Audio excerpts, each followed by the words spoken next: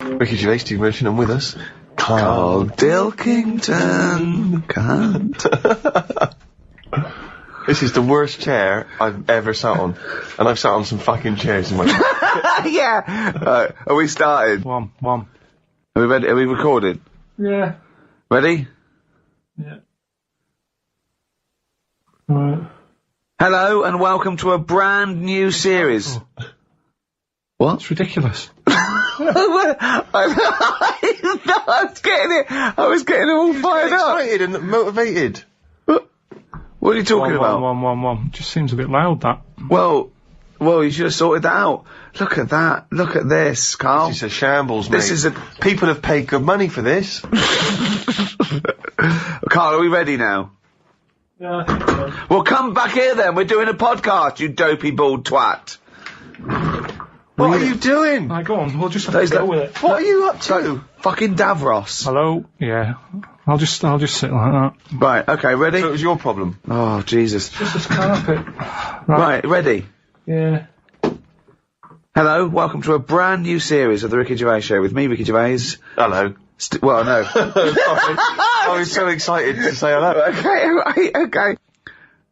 Hello and welcome to a brand new series of the Ricky Gervais Show with me, Ricky Gervais, Stephen Merchant. Hello. And the little round-headed shaven chimp that is Carl Pilkington. Alright.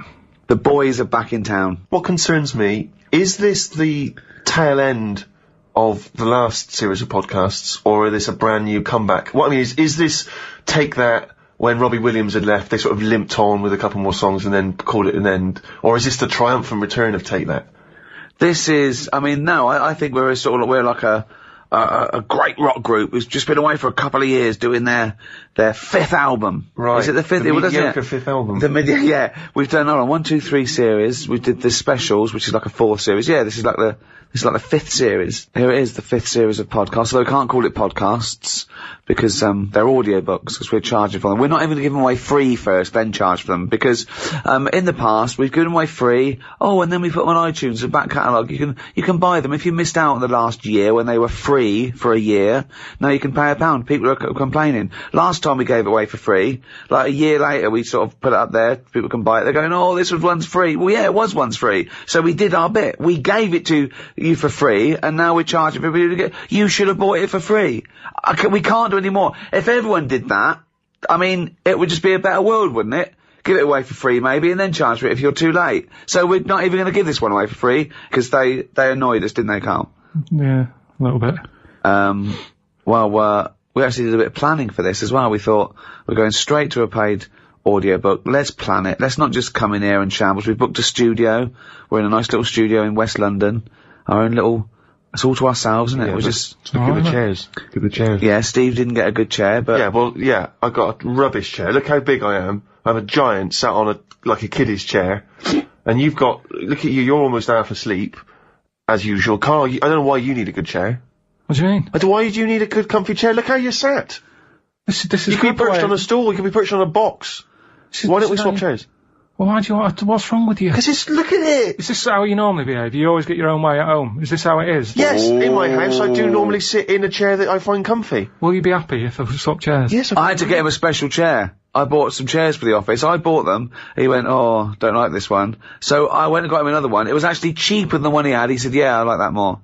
Well, there you are. That's a lovely happy ending. You ended up saving I didn't give him a happy ending. I did not give him a happy ending. He just sat there and we worked. There was no happy ending. If you get this, will you involved. be happy? I think I would be happy. What do you mean certainly. think? It's like Goldilocks. Are you going to be happy with this or not? Well, why don't you let me try it on for size and see how we get on? This is... I feel guilty charging for this. Well, let's Just try it. How's that, sir? Is that okay? That's a nice chair, actually. Well, you're going to move the That's a chair, so you're lovely going to comfy sit... Hold on, it's the whole dynamic. No, I'm going to move the chair, don't Yeah, worry. you got to be... you can't... It's got to be me and Steve one side and the little round twonk the other. There you go. Right, okay, we're going to start any minute now. We had a little cup of coffee. There's some Kit Kat in the fridge, isn't there? Right. We thought we'd feed Carl a little Kit Kat later, because he's he's there, he's sort of pressing the buttons, he's keeping an eye on the computer and everything, and it's like a doctor. A doctor doesn't swab his own forehead, so what I'll do is I'll get a little Kit Kat later, I'll dunk it in Carl's tea, and then I'll feed him a little Kit Kat. Look forward to that. Yeah. How fussy was Carl as well with the tea? He talks about you with the chairs. He was looking at what tea bags there were. I went, oh, PG tips. Oh, okay. It's a bit strong, PG. I can't believe you've got favourite tea bag. What's your favourite tea bag? Twinings English breakfast. Can you really tell the difference? Yeah, I can. I've done like a little test on it, because my mate was saying, oh, it's rubbish, it's all in your head. And he had a selection of tea bags. We had nothing else going on. He said, right, what I'm going to do, I'm going to make 3 teas. And he used Tetley, PG, Twinings. Straight away I got the Twinings, straight away. Party time. Yeah. Party time in the Pilkington household. Oh, man, I like it. Oh, when was this? How old were you? Oh, it was just going back a few months. I was like a Jilly Goulden, just sort of having a little. You can tell by the smell of a PG, because it's strong tea. That very strong. Twinings is quite fresh and light. Tetley was just the one in the middle. Can they get their money back if they have paid for this? Can they get their money back? And I'd like my money back. Illegally download it with the This people isn't that. for the thing, is it? We're just having a chat. Oh, we can tell, like the tea bags, we can tell the quality podcasting from the rubbish, can we? We'll take this out. If this is still in, then it didn't go well. Right then. So let's start now. Let's start. Right. Concentrate. So, episode 1, I thought what we'd do, is maybe go over some of the things that have happened since we met, as it's the final series. We met in about 2002. I thought we could think of how the world's changed in those 7 years. 7 years. Well, certainly the big news is the endless threat of terror. Terror, the war on terror, that had kicked in when we met Carl all those years ago. When I walked into that room, we were given this little, what I at first I thought was a little slack-jawed gimp, sort of techno kid. It turned out that he wasn't very technical either. Didn't even have that. No, didn't even have that, just a gimp. And he opened his mouth and we thought, we've struck gold here. This is like a vein of pure idiocy. So that was going on. Podcasting hadn't been invented. That's new, isn't it? You were very much a pioneer, if you don't mind me saying, Rick. Thanks, mate. The iPod, we've talked about the iPod. Carl not impressed. I think it's just an amazing piece of design. No, it is. It's good. Yeah. I've always said it's good. Now I've got one. I was listening to it on the way here. Yeah. But all I'm saying is, How many songs have you got on it? Because you said there's only about 3 songs you'd want to hear. well, what I've probably got about 400 on it now. That's right. But there's no sort of filler. I don't just go putting full albums on it. No. I handpick. Yeah. But what's odd is I find that I'm sort of buying stuff that I wouldn't normally buy if it was only on record, which is good but bad, because I've got a lot of clutter now.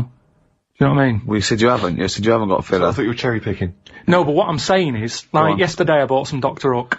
When was the last time anyone thought, I'll tell you what I haven't heard for a while, Dr. Hook? Well, I heard it and I thought, oh, I used to like that one. My mum used to have that one when she was doing the Sunday dinner. I thought, I like What that. one? What did she used to have on? Dr. Hook. What, every Sunday?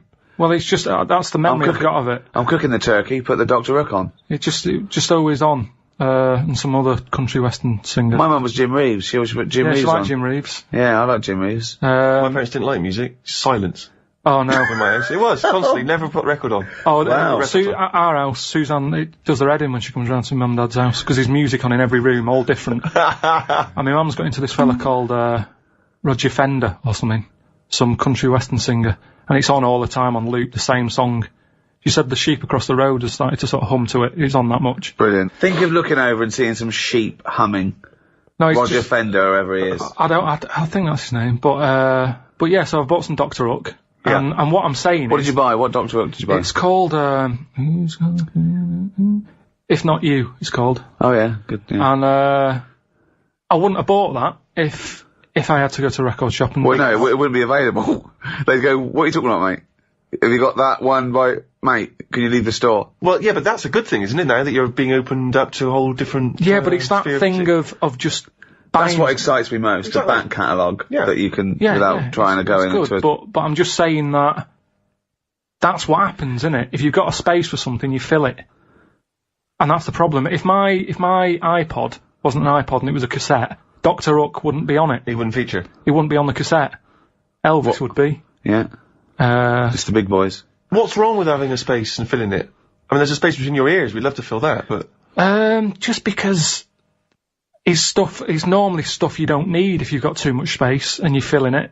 It's like Ricky's house. You've got stuff in there now that you wouldn't have had in a smaller flat. You've got dead owls and stuff like that. Right. Dead owls? Why are you buying dead owls? No, it's an antique thing. It's an antique stuffed owl, and I was assured it died of natural causes of old age. And then it looked in good nick. It didn't look upset. But dead owls suggest that they just fly into the room and I just leave them there. No. Like they crack their head. But what You're just sat in your dressing gown constantly drinking gin. Jay, there's another dead owl. Feed it to the cat. Feed it to the puma. But that's what I'm saying. I haven't got room for a live owl. Never mind a dead one. So that's the difference, and that's the same with an iPod, isn't it? With an iPod, because you've got so many gig, you go, what will I have? Well, yeah, but Ricky's not sat at home looking at an empty space in his flat thinking, I need to fill that with something. I think he would be. What would be there? If that dead owl wasn't there, what would you put there? But you've picked on one thing. You've picked on one. Well, that's all you can do. I'm just picking on an example. What else do you want me to pick? I'm just saying I have not got room for a dead owl.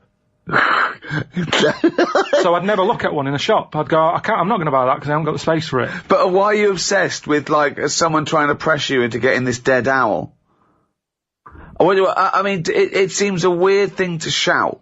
I have not got space for a dead owl. No, but if I had an urge to see a dead owl. Right. Natural History Museum. Loads of them. Right. I've never seen one and gone, I wish I didn't have to go to the museum, I want one in my house. That to me is like, right, Suzanne, have we got everything? Have we got a dishwasher? Yeah. Washer dryer? Yeah. Ironing board? Yeah. Right. There's a bit of space there. Is there anything you want? Then, if it's like, dead owl? Alright, we've got the room for it. But the way we're living now, we've definitely not got room for a dead owl. That's all I was saying. And to me, a dead owl, I'd like this to be part of estate agent's patter. And there's a lovely space there for, you can fit in about 7 dead owls. They don't do it by square footage anymore. It's, 6,000 dead owls. You idiot. Well, yeah, I'm still not convinced by this idea of, this space has got to be filled. You know, people just choose to buy things and fill up their house with those things because they give them pleasure. Most things we've got are junk. If you didn't have junk, all you'd have is a cooker, a bath, maybe a sink, a bed, and that would be it. Anything else, a television, isn't necessary, is it? You seem to think that people should live like, you know, kind of 19th century mining community. Well, no, but like, a few years ago, people worked this out, didn't they? They all went minimalistic. Because they said... What? Say what? Minimalistic. So one more time. Minimalistic. No. What letter are you starting with in that word? M. Okay. Where are you going on from there? Minimum. Well, it must be minimum. Yeah. So it's what that... Minimalistic. Minimalistic. No. You're Well, you know what I mean. No, wait. You're popping in an M where there should be an N. Minimalistic. You put in 2 M's when there should only be 1 M. Right? Minimalistic. Minimalistic. Yeah. Wow! Woo! Right. Well, thanks for listening, everyone. That's the end of the first episode. It's gone well. So anyway, a couple of years back, everyone went. Yeah, that was the trend, wasn't it? But we've gone back to being clutteristic. The way I live, like I've said to you before, it's the old 3-month rule. If something's not used over 3 months, chuck it out because it's not needed. So suitcases. What's the that? Yeah. Suitcase. No, he uses a suitcase every 2 weeks. He's off all the time. Most stuff. Clothes. What, if you don't wear a piece of clothing within 3 months, it's gone? Well, why haven't I wore it in 3 months? Well, because maybe it's a suit or a tuxedo and you've not been to any fancy balls. I don't have any clothes like that. I wear the same things anyway. I throw clothes away every 3 months because I get too fat for them. So, you know. But it does seem to me the way you talk, it's like you want to live, as I say, like some kind of 19th century pauper with a big tin bath in the lounge in the one room in your house and all the family bathe in it. And yet you wouldn't be happy with that, would you? Maybe. Well, I've told you before about that's something I said when I was younger. What did you say? When I was younger, I think I was having a bath or something, and I said to my mum, "Oh, remember when I was in like that tin bath in front of the fire?" She went, "What?" And now that's strange, isn't it? That you're saying I'd be happier with that back then. So it's like that was my past life. Well, hang on. Whoa, we haven't finished yet. Whoa. What do you mean? Your mum said what you're talking about. You said... How old were you? Must have been a kid if I'm having a bath and my mum sat there. Well, yeah. Well, I don't know how you operate. I assume you were, but how old? Must have had time to have a bath. As you get older, you don't have as much time, do you? So I'd say 5. I love the fact that after 5 he didn't have time to have a bath. No, he's He's so busy. Carl, we've read your diary. One day it was simply went to the cobblers and back. No, but so you had time to have about 19 baths. No, but as you get older, you sort of go, I haven't got time to sit in a bath, whereas a kid, it's something to do, You're isn't it? staring at ants. When have you ever been too busy to have a bath? 1, you're never busy. 2, how can you be too busy to wash? It's like saying too busy to eat. Breathe. Got to breathe last night. Why? I had a bit of work to do. What point are you making? So I'm just saying... This is not an anecdote. You said that I'd be happier back in 1800s or whatever. But what are you saying, that you didn't really have a bath in front of the fire? You mean this was a glimpse of a past life, is what you think? Yes. This is just such a non-point. This is just nothing. If you'd said, well, then I went off to see one of those people who regresses you, and although it was a load of old bollocks, he regressed me, and it turns out I was the king of Sheba. I love those things, people. Everyone thinks they've lived before, right? Did I tell you that, there was a documentary, about these people in, Los Angeles that they'd lived before and they'd come back and they did a come as you were party. So they went as the people in their previous life. All of them famous. Of course they were. Kings, queens, leaders of men. Not as I was a stable hand, I forget my name. Right, 2 Napoleons, one of them's lying. I mean, absolute twaddle.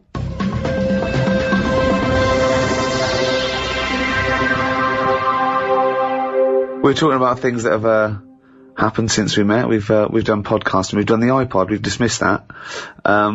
See, Carl, when he disses all these great inventions and design, he says you don't need them, it's just faffing, what he means is, he's a little bit annoyed that no one's picked up on his ideas, like the clippable mat for the mug, or, I don't know, cat mops. That wasn't yours, nor was the tie, was it? The stupid tie. What's that? What's the one about the tie? The tie that had a pocket. Loads of pockets. But I didn't come up with that. That's something I saw somewhere. But it never caught on. I've never seen anyone wearing one yet. It's such a good... It's not a good idea. It's like having a carrier bag round your neck. It doesn't make any sense. It's a tie packed with stuff. You want to... Imagine alright, Frank, nice tie. What you got in there? Baguette. It's ridiculous. But imagine the day that the tie was invented. There you go. Do you want a tie? What do you do with it? Put it around your neck. What for? Don't know. Well, I'll tell you. What? Because you haven't invented buttons yet and it keeps your shirt together at the top. Well, alright then. Right. We've invented buttons. Are we going to stop making these ties? No. Why? He's got you there, Rick. There you go. Now, I'm saying, what are you doing with that tie around your neck? Oh, it's a pocket tie. It's a what? It's a pocket tie. What do you mean? It's got pockets in it. Oh, that's weird. That's alright, I've got pockets in my jacket.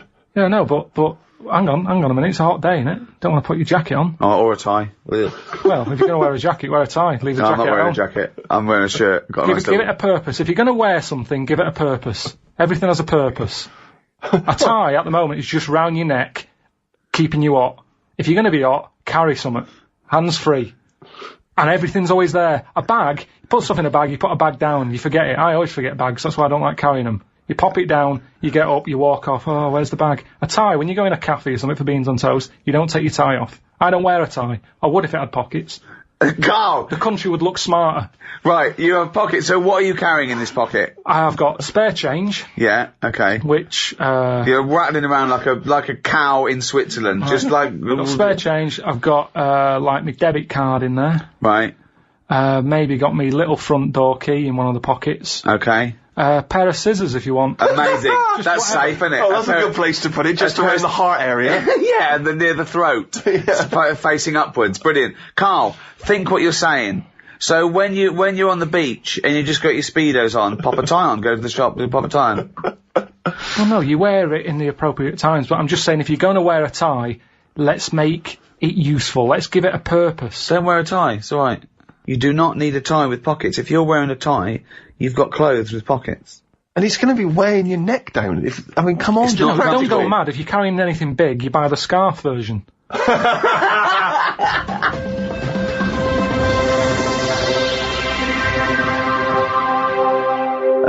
What else has happened since we met? 2002. Gay marriages. That's kicked in. Thoughts? Yeah, they've happened. Are they popular though? I mean... Well, amongst gay people who want to get married, they're very popular, I imagine. What's the point of it? You know, I suppose they want to feel that There's an equality. But is it just one of them things where they wanted it because they can't have it? Do you know what I mean? I think any excuse for a fancy dress. They like to dress up. They love a press tent. See, I just don't understand that. Whose name do they use? Whose surname do they go with? I don't know. There's a problem. Just creating problems. I always say that. Any problem solved is a new problem made. Gobbledygook. Any problem solved is a new problem made. Yeah.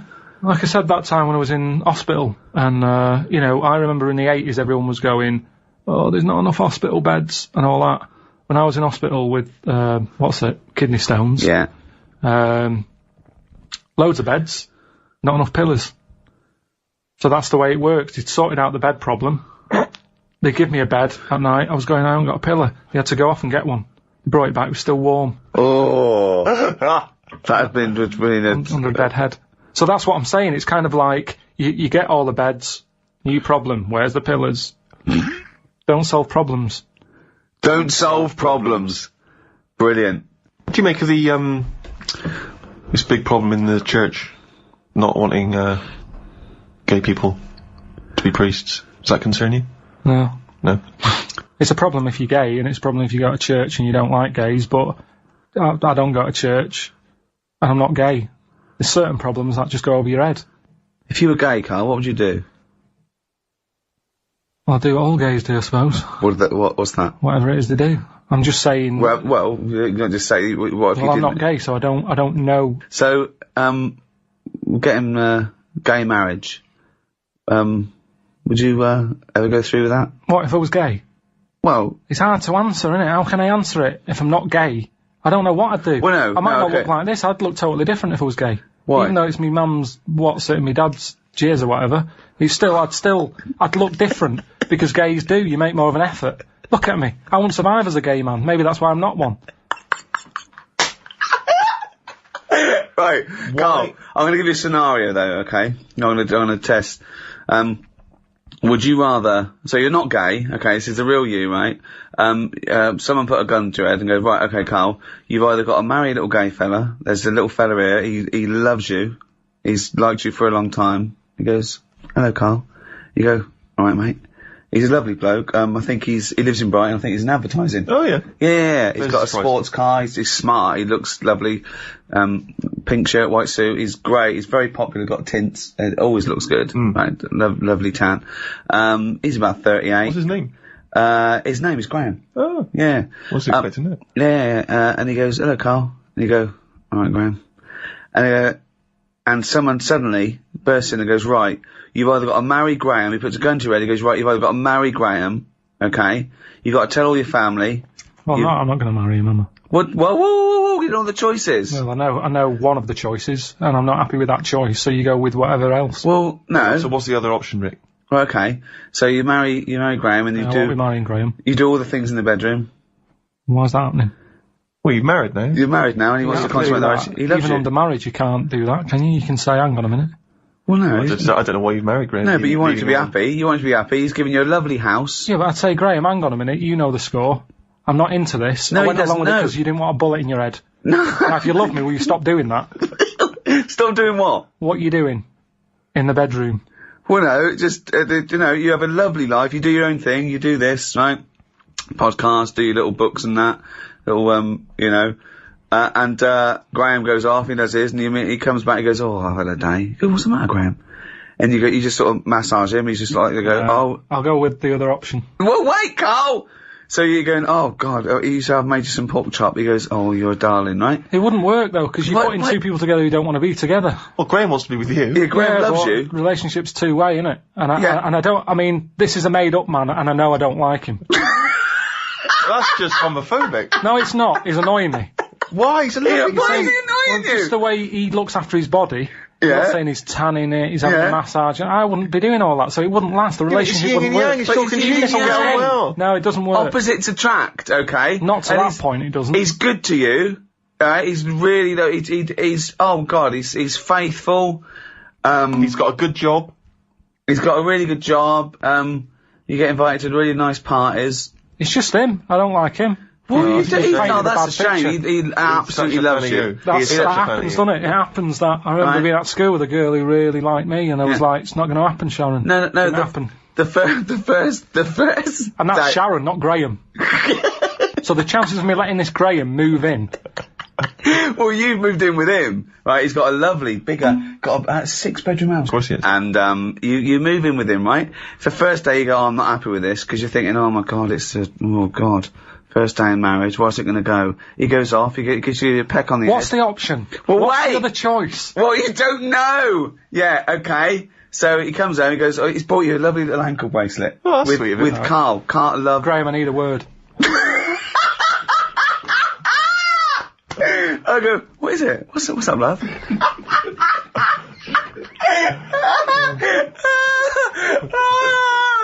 What's the matter? I'll be Graham. Right, okay. I'll be Graham. What's the matter? You look tense. This is all, we're living a lie here. Well, yeah, but it's just the alternative is so much worse. What's the alternative? Well, What is the alternative, Rick? I think we're all waiting for that. well, marry a chimp. Marry a chimp. Yeah. Unless you either live with a chimp in a tree or marry Graham, your family are going to get killed. Someone's going to shoot him, right? So you have to decide what you want to do. Do you want to go and live in a tree with a chimp and eat nothing but bananas and just live the chimp world? Okay. Yeah. Or woo Graham. You go down there, you're chatting to him, you're just in a club, right? You're there. But who's watching that I'm staying with Whoever Graham all this the evil time? The person is right, yes, yeah. Well, hang But on, where's he watching from? The evil person's going, right, he goes to that club Saturday nights. Don't bother going before midnight. He won't be there. Right, so you get there, you walk in there, it's 1 a.m, and he goes, that's him over there, in the pink shirt dancing. Okay? Right, he wouldn't like me. He would. You go, this is it, you've got to win him over. Look at you! Look at your lovely shaved head, hairy arms. Oh my god. I mean, you are more suited to the chimp, but now you'll go down a storm, right? You go down there, you've got a little vest on, leather trousers. What would you say to Graham? You've got to go over. You've got a bought another pair of trousers and you've cut out the back. Okay? There you go in. Your arse is showing, you've got a freshly shaved head, you've got a little white vest, okay? Has he got all this on? No, he's got like a little pink Ben Sherman, white trousers and, espadrilles. Right, I'd dance over. Yeah? I'd say, you Graham, and go, yeah. Oh, hello. Who are you? Say, never mind, you haven't seen a chimp about, have you?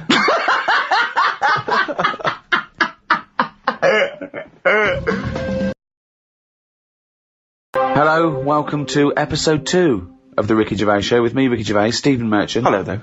And Carl Pilkington. Right. Oh, yeah, I just feel bad about Graham. I feel sorry for Graham. Don't feel sorry for Well, Graham. he was a nice guy, and he She absolutely was so badly treated. took you into his home. He was going to give you everything, and you just didn't appreciate, and was saving your family's life. And you just... Yeah, but I went for the other option. There's no point. All I'd be doing is letting Graham down. And as much as I didn't like him, I don't want to ruin his I life. don't know why you didn't like him. He was just not my type. He's a you lovely know, guy. He wasn't a lovely guy. You didn't give Why him wasn't he a enough lovely time. guy? Just his ways, you know. I mean, you bond with some people, you don't with others. It had nothing to do with him. You barely even had a Being conversation with him. Yeah, but you click straight away with people, don't you? You know when you meet someone, you go, yeah, they're all right. It wasn't going to work. If I was to go out with a gay man, Graham wouldn't be the one. Who would be? Who would be? Just someone who wasn't as in your face as him. Well, which Just celebrity? someone, What's mean in your face? What? just sort of, you know, just the way he was straight away. I wouldn't go to a club to meet someone like that. I wouldn't. Because I don't like doing that as a straight man. So just because I'm gay, I don't suddenly get into house Well, music. if you were going to be gay, what gay man would you want to marry? Probably someone who you don't know is gay. I don't know what that means. Someone who's just quiet about it, just get on with it. So if you were gay, you'd like a sort of straight man. No, because that's not going to work either, is it? That was my situation with Graham. But how do you know if, how would you, if you were gay, why would you approach someone who didn't know was gay? Well, so if you're gay, the only gay life you can do is by going to a club where it's a racket at 4 a.m. and meeting someone. No. Right then, so that's what But I'm saying. I'm saying, who would be your ideal partner if you were gay? Who would you like? There'll be someone who I don't know who's gay, innit? I don't know what that means. What do you mean it was someone who you don't know? Because I wouldn't go out with someone who's really like, oh, hello, and all that, with the shirt open, the Why tan. not? Because that's the equivalent of going out with a woman who's got knickers up her arse, and, you know, it's the equivalent. It's the in-your-face woman and the in-your-face man. I don't want any of you. Well, who do you want? Well, Lou, what's your sort of Someone guy? Okay, well, just say what your sort of guy is then. Do you want him to be sort of like a man's man, sort of goes, you know, slap, he sort of like, when you go to do something, you go, you dopey idiot, and he just sort of gives you... No, I don't want that. No, you want someone to go, oh, what's the matter with you? Do you want yourself better? Well, what do you want? What do you mean, I'm asking you what you want. Petal. I don't want what do you any of want that. in a man? I'm asking you what The you want. ones who are just normal, who just talk, they'll go, alright, Carl, how's it going? Yeah, I'm alright, mate, yeah, I'm good. Right, What okay. are we doing tonight? Watching Die Hard, if you want. Go straight to bed after that? Yeah. Oh, now he's straight in bed! I love the fact he went from, like, not being sure to just, like, getting a man. But not great. It wouldn't be 4 in the morning. I'd be living my life as I am now. Right. But I'd be a gay man. Yeah, okay, so Because I'm me, aren't I? So that's not going to change. No. Why would it? No, so I'm just trying to... Carl, all we're trying to establish what sort of guy you go for. Okay, we've settled that. If, sorry about, if any, people feel sorry for Graham, sorry about that, but, that's settled.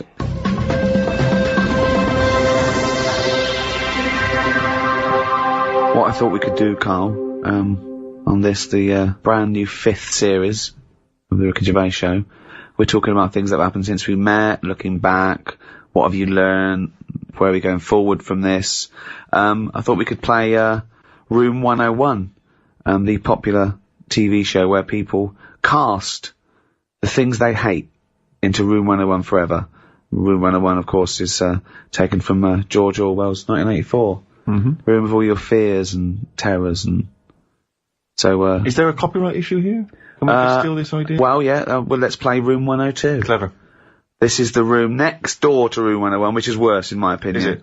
Oh, Winston Smith. He'd love to be in Room 101 if he went to Room 101. He'd go, oh, get me back to Room... I didn't know I didn't know I was born. This is much worse.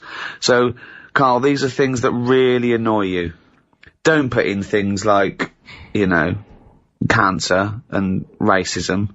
I mean, that goes without saying. They're already in there. They're already in there. All the terrible things in life here. This is just your little bugbears. The things that really annoy you that, you know. Well, I actually did the real show and I put in things like, lateness. That's my bugbear. I can't stand it. I think I put in, parents who let their kids run riot. Parents who think that everyone is interested in their kid as much as they are.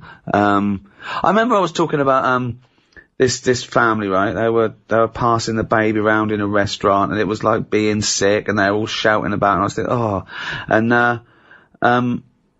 and I got onto, oh yeah, they were breastfeeding it, and at one point I went on this sort of like digression about a friend of mine who moved to the country, and the woman next door, sort of this hippie woman next door, about 40, you know, one of those sort of like long grey hair, you know what I mean? Shave your legs and stop wearing flip-flops. Yeah. And they said, oh, we're just neighbours and we brought you round a rice pudding. And they gave my friend a rice pudding. And she went, oh, it's made from breast milk because I'm still lactating. And I went, thanks very much. And of course she went and they threw it away and washed the dish and gave it back to her. And it annoyed me. The arrogance of coming round and saying, it's rice pudding made by breast milk. Get out of here, you dirty hippie. Is that what you'd have said though if she'd arrived at your door? I'd have said, oh, do you know what? I'm breast milk intolerant. No.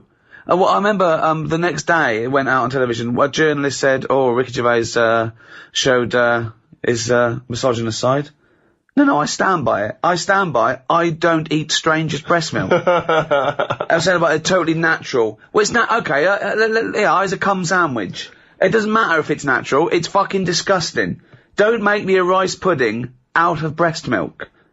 You know, I'm not a fussy eater. Sure. Well, you are. Yeah. But no, I know what you mean. Surely you draw the line there of a stranger's breast milk. Oh, yeah. No, absolutely. Any kind of jizz plan. Jizz plan, do you know what I mean? That's giving you an example of the sort of thing that one might put into Room 102. Yeah, people who try and make you eat their breast milk disguised as rice pudding. It's quite a specific fear. Yeah. That one. Graham. Oh, come on. He doesn't deserve that. Slugs was in there. Slugs. So, then there's, you have to put a case forward, and me and Steve decide whether slugs go in, or whether they stay out, whether they've got a purpose. It's just because I'm having a problem with slugs at the moment. There's a lot of slugs coming in the house. Why? Dunno. They can get where, like, water can't, you know what I mean? Because they're boneless, aren't they? So any little gap. So's water boneless. There's not many bones in water. No, that's what I said. Yeah, but you're saying they can get somewhere that water can't.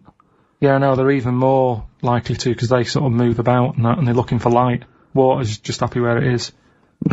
You understand what I'm saying? Why banish them all to room 102, slugs? Because they're harmless, aren't they?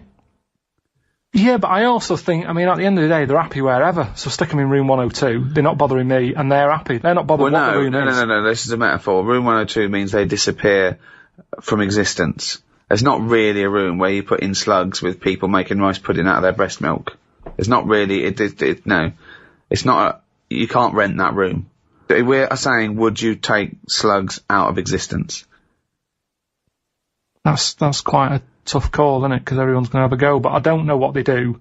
All I know is they're clogging up my piping. I had to go out and buy a plunger. I hadn't seen them since, like, comics when I was a kid. And I suddenly thought, I need one of them things that I always saw in comics. I never thought I'd need one of them in my life. It's 2008. I've got slugs in my pipes. So I went out, £3 it was. I had no idea what the going rate is for a plunger. Where did you go and get one? It's a hardware shop round the corner. So I went round there. I said, have you got a plunger? He said, what size do you want? I said, what size have you got? He said, we've got 3 different sizes. I said, I'll have the middle one. So that was £3. And took it back, gave it a bit of a plunge. And I think it was slugs. Like, all, like, bits of black stuff came up. I think it was slugs in there, like broken up slugs. Well, hang on. That could just be black gunk, couldn't it? No, it looked very sluggish. Because remember, I've had a problem with them anyway. I'll go to the toilet or whatever, look round, there's a slug climbing up the wall out of the shower basin thing. Are you sure it's a slug? Yeah, definitely slugs. I have to keep chucking them out, because I don't like killing anything. Right. I didn't want to kill the slugs with slug pellets. I bought some copper ribbon. Right, they don't like going over that, they don't like that. They get a little shock charge, yeah. But, now that should be a warning. But instead, they're diverting. They've done a diversion, they've gone up the wall and across. Now it's like, that's a warning. That's like having a no trespassing sign. Yeah. And they're just going bollocks to that. And they're getting in. And it's annoying me. And now you get to a point when you do say, well, if they carry on like this, I'll have to kill them because they're not... They're not playing by the rules. I don't know what they're doing. I don't know what the purpose is. They just sit there still. I don't see him doing anything. I was looking at one close up. But what do you want to do? Be reading Rousseau. What do you want a slug to do? In the same way you see a bee collecting pollen, good, it's doing its little work. But ants carrying big leaves or whatever. But the slug's just sat in the middle of the kitchen. They're all doing the same thing. They're all doing the same thing. That slug is out. It's eating. It's finding food. There's no food in our kitchen for a slug, believe me. There's not enough there for me sometimes. But never mind a slug. There's nothing for it. Definitely not in the shower. What's he doing? So, I told you ages ago about how they cause more problems than good. They eat cabbage. Right. When they shouldn't be. They get in letterboxes and nick stamps. They don't nick stamps. They eat the stamps. They like the glue on it. Right. Is this a big problem, though? Is there an epidemic of slugs eating stamps? But I think it is, and that's why they're so slow. I think they're sweating glue. Right? They're eating all them, and that's why they're sticking to stuff. Have you ever picked up a slug? Well sticky. They give off this glue. It's like all the glue they've eaten off stamps. They panic, and when they sweat glue. Sweat! Think of a slug! What do you mean they sweat glue? You're making up nature. This is like Attenborough, but made up. When you see a slug, you prod it, it gets nervous, it wants to run off. But the problem is, because it's sweating glue... It's not sweating glue! It makes sense. This is just a nonsense theory. It's just what I've noticed on them. Right, Rick, do you allow slugs in room 102? Well, I think we should, if they're going to be gone forever, then we should We should put a case forward. They're amazing creatures. Yeah, but you haven't got them in your house. It'd be different. All you've got is people coming around saying, do you want some rice pudding? That isn't a world problem. That wasn't me. Right, whatever it was. No, but they're amazing. They've got 2 sets of like antennae. The one at the top is for light, and the next one is that they can smell and get food in the air, just the slightest. What do they do for the world? They're food. If only. It's not good enough, that. It's not good enough.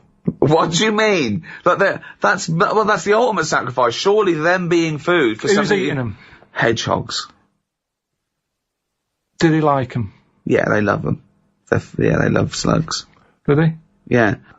The thing is, though, if you're always going to upset someone, aren't you? With anything I put in room 1 No, or you just 2. got to make a reasoned case, and I'm not sure that you've argued well enough. I'm just having problems with them at the moment. I've spent £3 on a plunger, and I don't like the idea that every time I get up in the night to go into the toilet or whatever, I've got to put the light on because I might have a bit of sluggage between my toes. Sluggage? A little bit of sluggage between my toes. But I mean, if you're going to put everything in your house that causes problems, what else are we going to have here? No, boilers? I'm not. It's just, I mean, at the end of the day, you only moan about what's fresh on your mind at the moment. And I haven't, I've got to go to that house, and I dread to think how many slugs are going to be stuck to the ceiling and everything. Right, okay, so we need to move on. So, you are not putting them in? I'm not putting slugs in. Alright, slugs have not gone in, Carl, I'm afraid. What's your next one? Okay, number 2. People who don't want to do what the brains would be better at doing. Right, okay, no, I'll get around that sentence. Now, tell me again.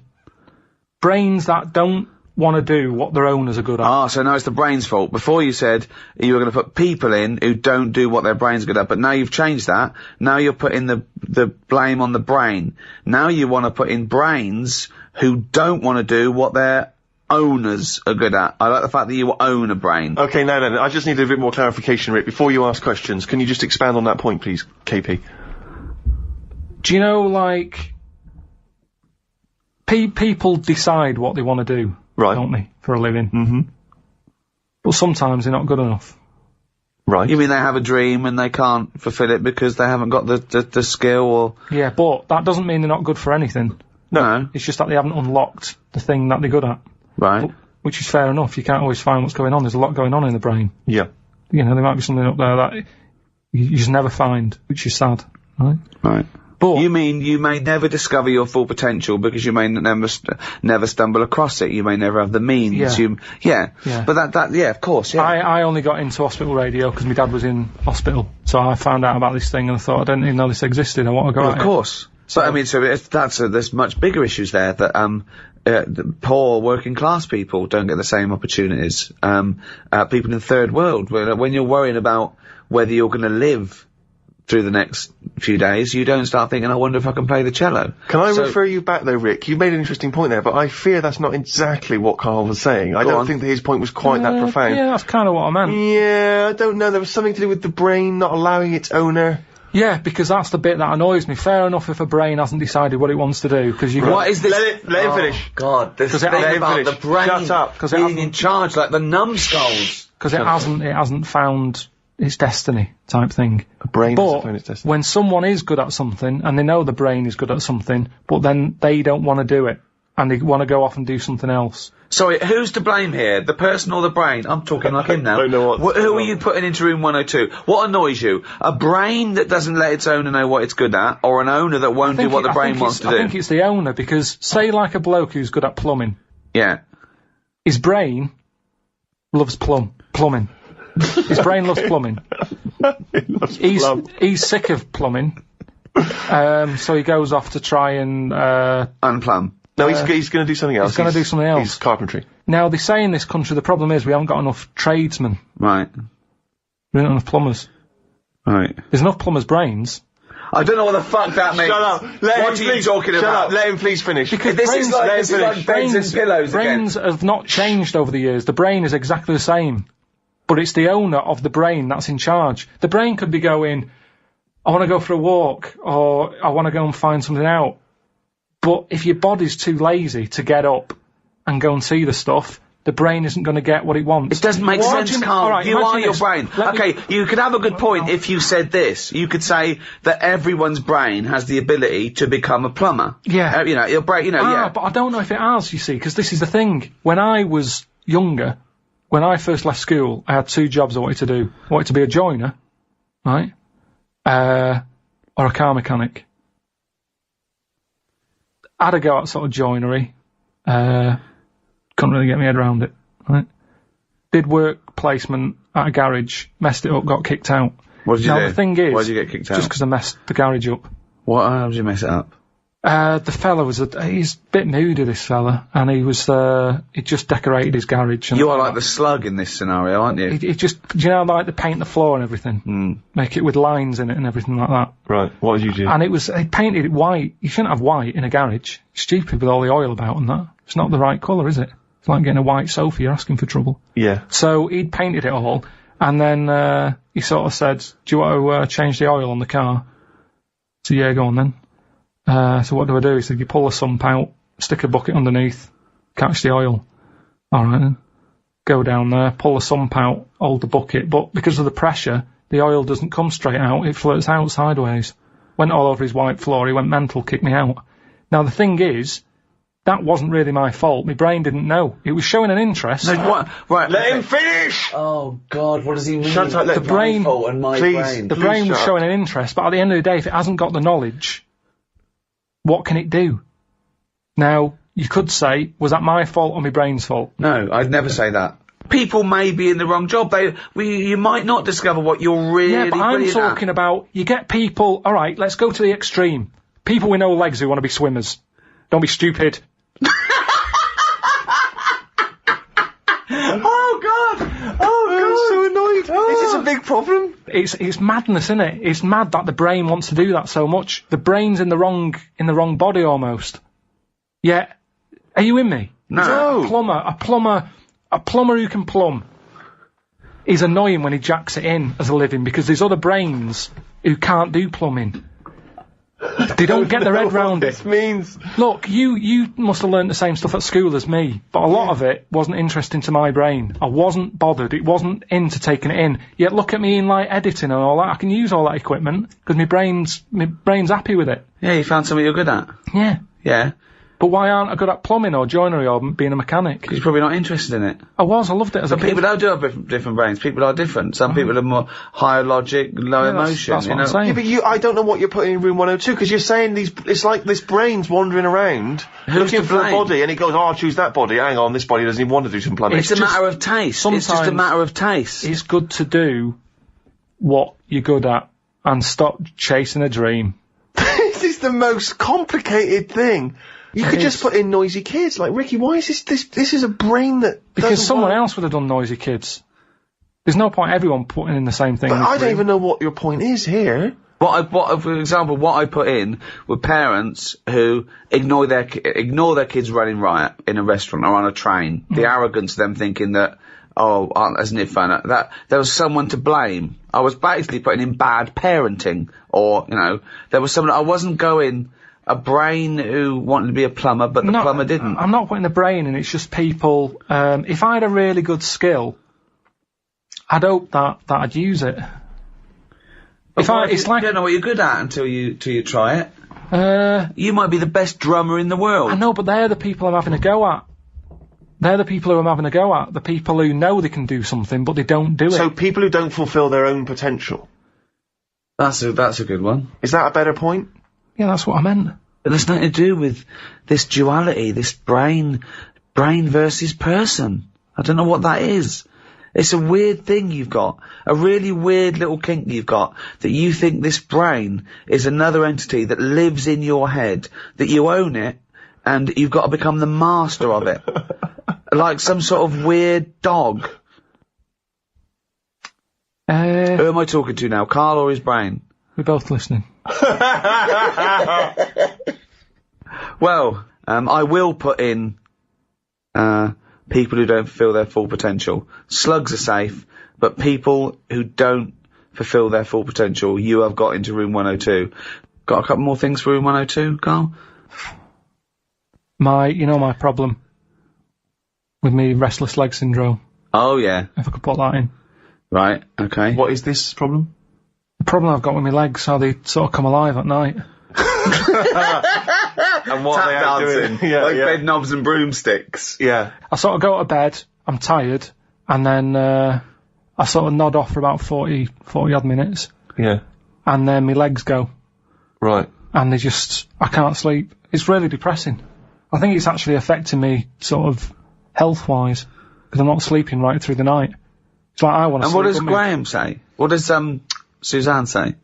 Well, she's annoyed with it, because she's getting loads of bruises. Kicking her. I did a little bit of research on restless leg syndrome when he mentioned it to me. And two little bits of information you'd be interested in, Steve. It is exacerbated and made worse by a sedentary lifestyle, Right. lack of activity, lack of exercise, and it can be alleviated with the opposite of that: exercise, leading a more active lifestyle. Which proves my point. No, You're like a slug. I do loads of walking. I make sure I do a good walk. If anything, it's because I walk too fast, because I tense my legs up when I walk. The doctor didn't say anything to do with that when I told him that ages ago. He said it was because I was eating ice cream. I don't know what that means. I don't know Because who this something doctor that's is. in ice cream, he just Is said, this the same doctor that said your nerves are too long? yeah. No, it's a different fella. This Right. is the proper doctor. But yes, I've cut that out, and it works for a bit, but now it's got to a point where I have to go to bed, and I have my legs outside of the bed. I have to put my feet on the floor. What do you mean? What?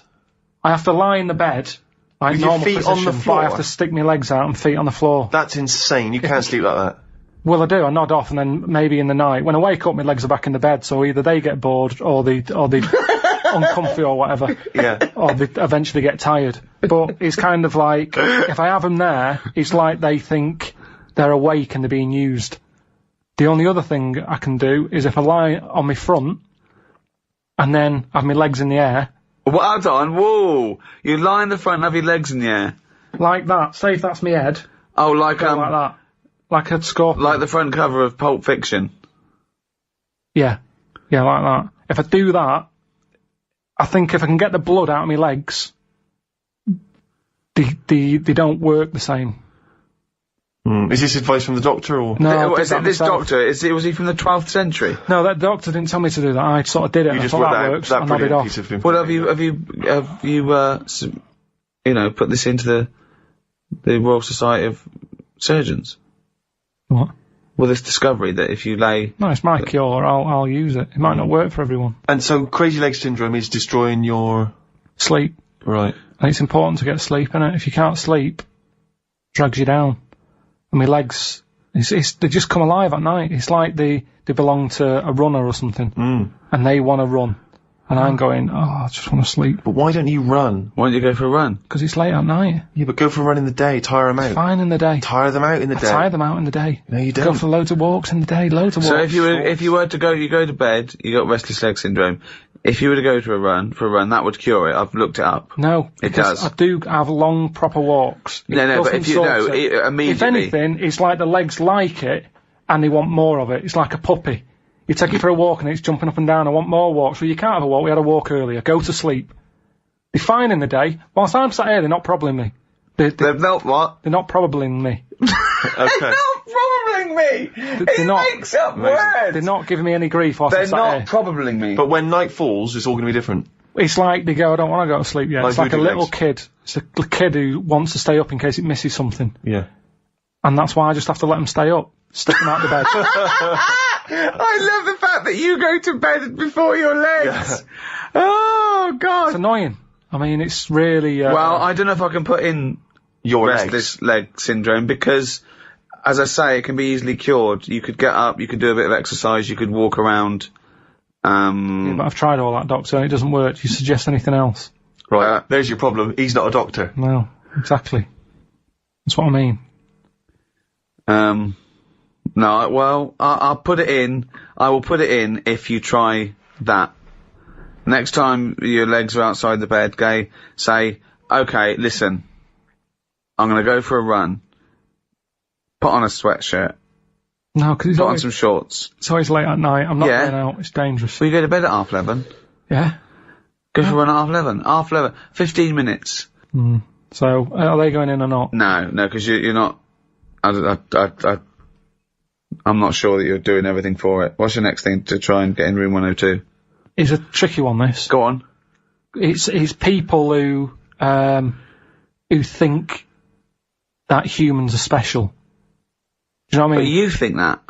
No, I don't. I don't think humans are special. I think some of us are. I think you get the odd one who creates something, and you go, that's amazing. But the way we say the human race is amazing, no, it isn't. A small percentage of it is. There's a load of numbnuts. And it annoys me how people say the human race did this, human race. No, it didn't. Let's name them, because there's only a few people who have done stuff that matters.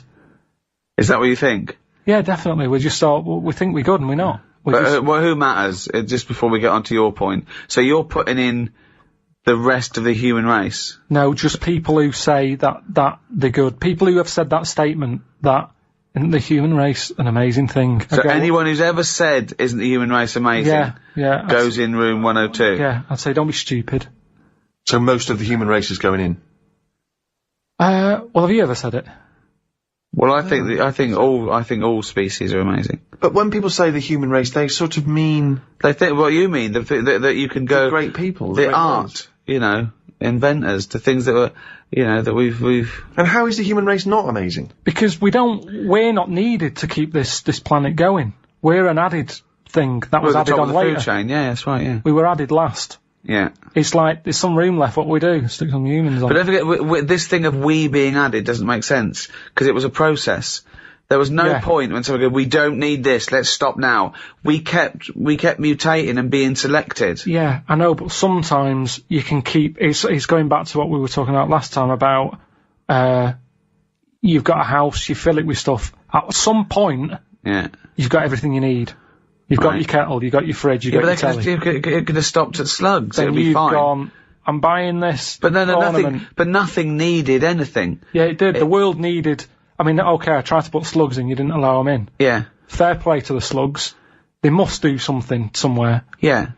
Just not in my house. But it could have stopped at slugs. They got it right. What's this thing that you need anything else? The slug evolved, No, but we don't add anything, do we? All we've done since we've been around is mess up the world. That's true. Yeah. So I'm saying we're not needed. I don't know what the last thing was that was needed. No, we're not needed. We're not needed. Yeah. So what was the last thing before? Doesn't make any sense. What was the last thing that was invented by nature? It's arbitrary, it's a stupid question. What do you mean? It's not a stupid question. Everything is just happening, it's evolving now. Right, look at it like this. You see, we think we're important because we just do. Well, I don't, but some do. And they're the ones I want to get rid of. Another argument with himself. Now, we think we're special. There might be something else going on that's more important. We're in this universe, aren't we? Yeah. They're trying to make a new universe. What do you mean? There's a machine somewhere. What? A Big Bang. They're making a Big Bang again. Right, well you've got that completely wrong, but sure. They're not trying to create a new world. They're trying to recreate the conditions that happened at the beginning of the Big Bang. They're not trying to recreate a new world. Alright, but the world came... different. But the world came from the Big Bang. Yeah, they're trying to recreate the conditions so they can test and they can experiment to see the conditions before. Yes, it is dangerous. Apparently there is a threat. Admittedly, there is a danger. Yeah. Very small danger that they could create a black hole that would destroy the world. So why are they doing that? Who's allowed that? This is what annoys me. It's because humans think they're special. Oh, who made the Big Bang? Oh, I'd like my name on that. I want to claim it. Why do people always want to better someone else? It's happened. Let them have it. Well, you said about progress, you're trying to change time. Yeah, but that's not going to harm anyone. A Big Bang. I don't think we need, we haven't filled this universe yet, have we? But I don't know what you're saying, you're contradicting yourself. Every other sentence contradicts what you said last time. You do want to fill it, you don't want to fill it. We haven't filled this universe, we don't need another one. We do want progress, we don't want progress. Carl, what do you want? I'm saying we don't want another universe. Well, no. We haven't got our head round this one yet. We don't know where everything is. But go on. Don't create a new one. We're not trying to. No one's trying to. Is that your philosophy? Don't create a new universe.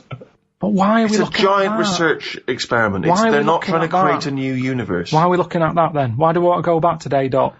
So that we can better understand the world that we live in, how the world evolved into the position we're in now. If it did indeed start with the Big Bang, what were the conditions? How did it come from nothing into something? That's what we do.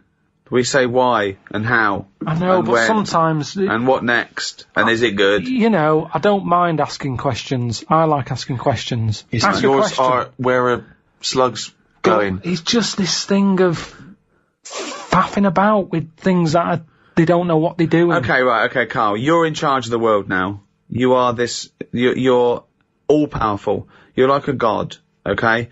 You can do anything. You call all the scientists, and they go, what do you want of us? Oh, orange-headed one. What the fuck do you want of us? Right? Stop the Big Bang research. Stop it now. Okay, drop your talk. Okay, good. Throw that away. What do you want them to do? The might of every intellect in the world standing before you, as far as you can see. Hello? Listen, everybody. This is what I want you to work on.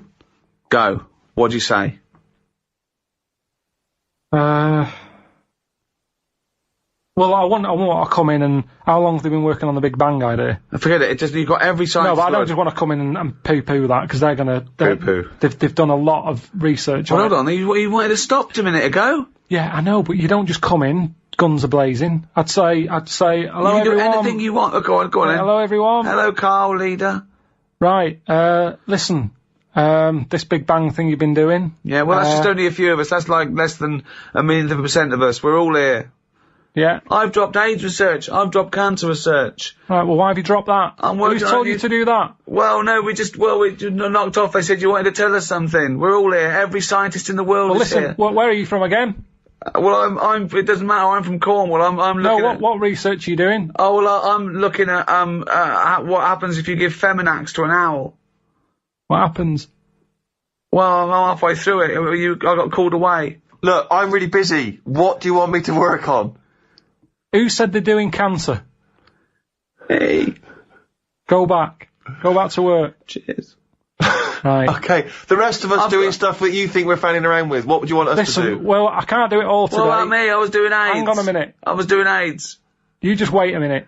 Right, okay, why does cancer get to go back? Are you saying that cancer's a bigger problem than AIDS? You go back to work. So AIDS can go back. I'm doing restless leg syndrome. Right, can everybody but the Big Bang people leave?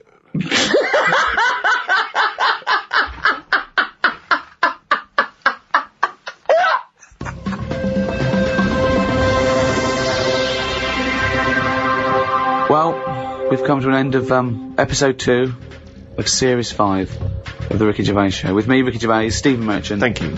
And Carl Pilkington. Alright. I was working on cold sores. Fuck off.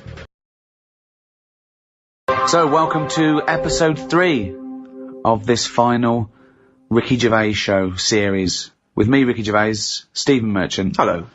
And Carl Pilkington. Alright. Have you heard this, thing they're doing?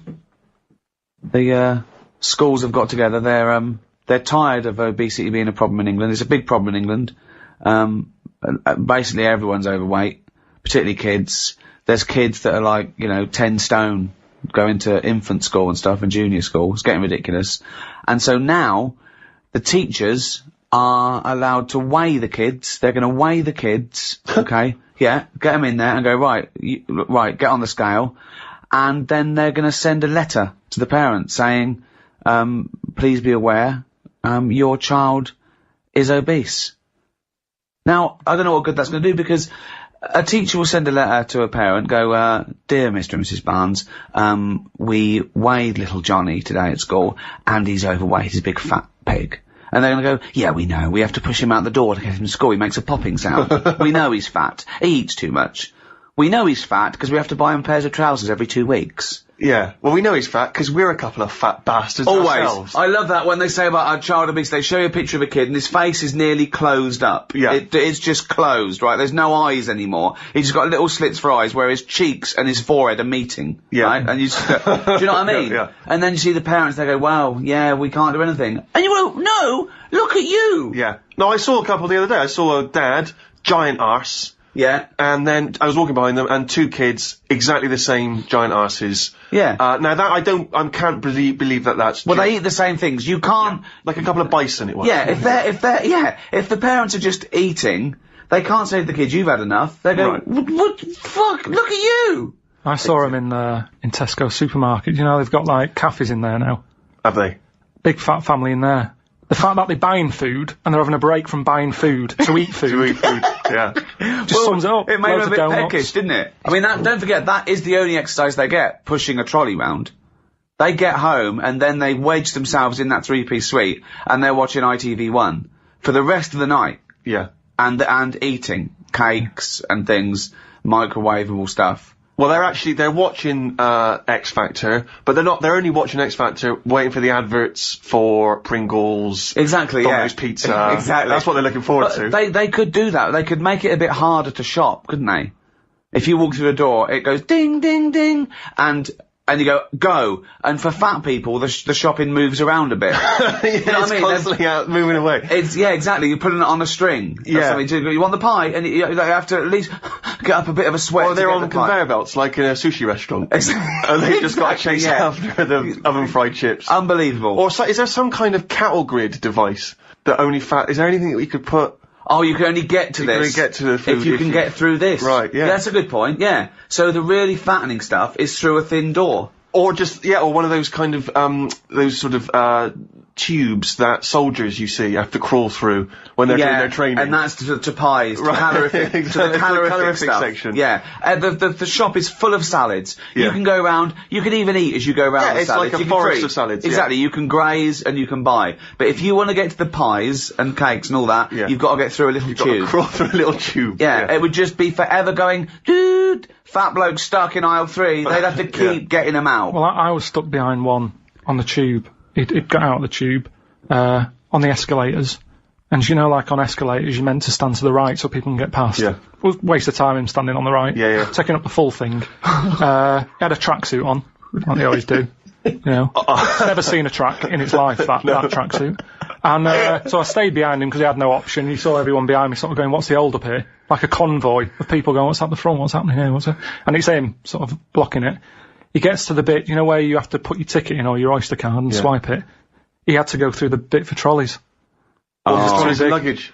Yeah. How embarrassing is that? Unbelievable. But that's you know when you what? know, innit? That's when you go, you know what? Exactly. But I don't think there's enough stigma. I think, because, you know, political correctness now and you know, and the fact that food is so refined, there's no stigma anymore. I laugh about being fat. I should be ashamed.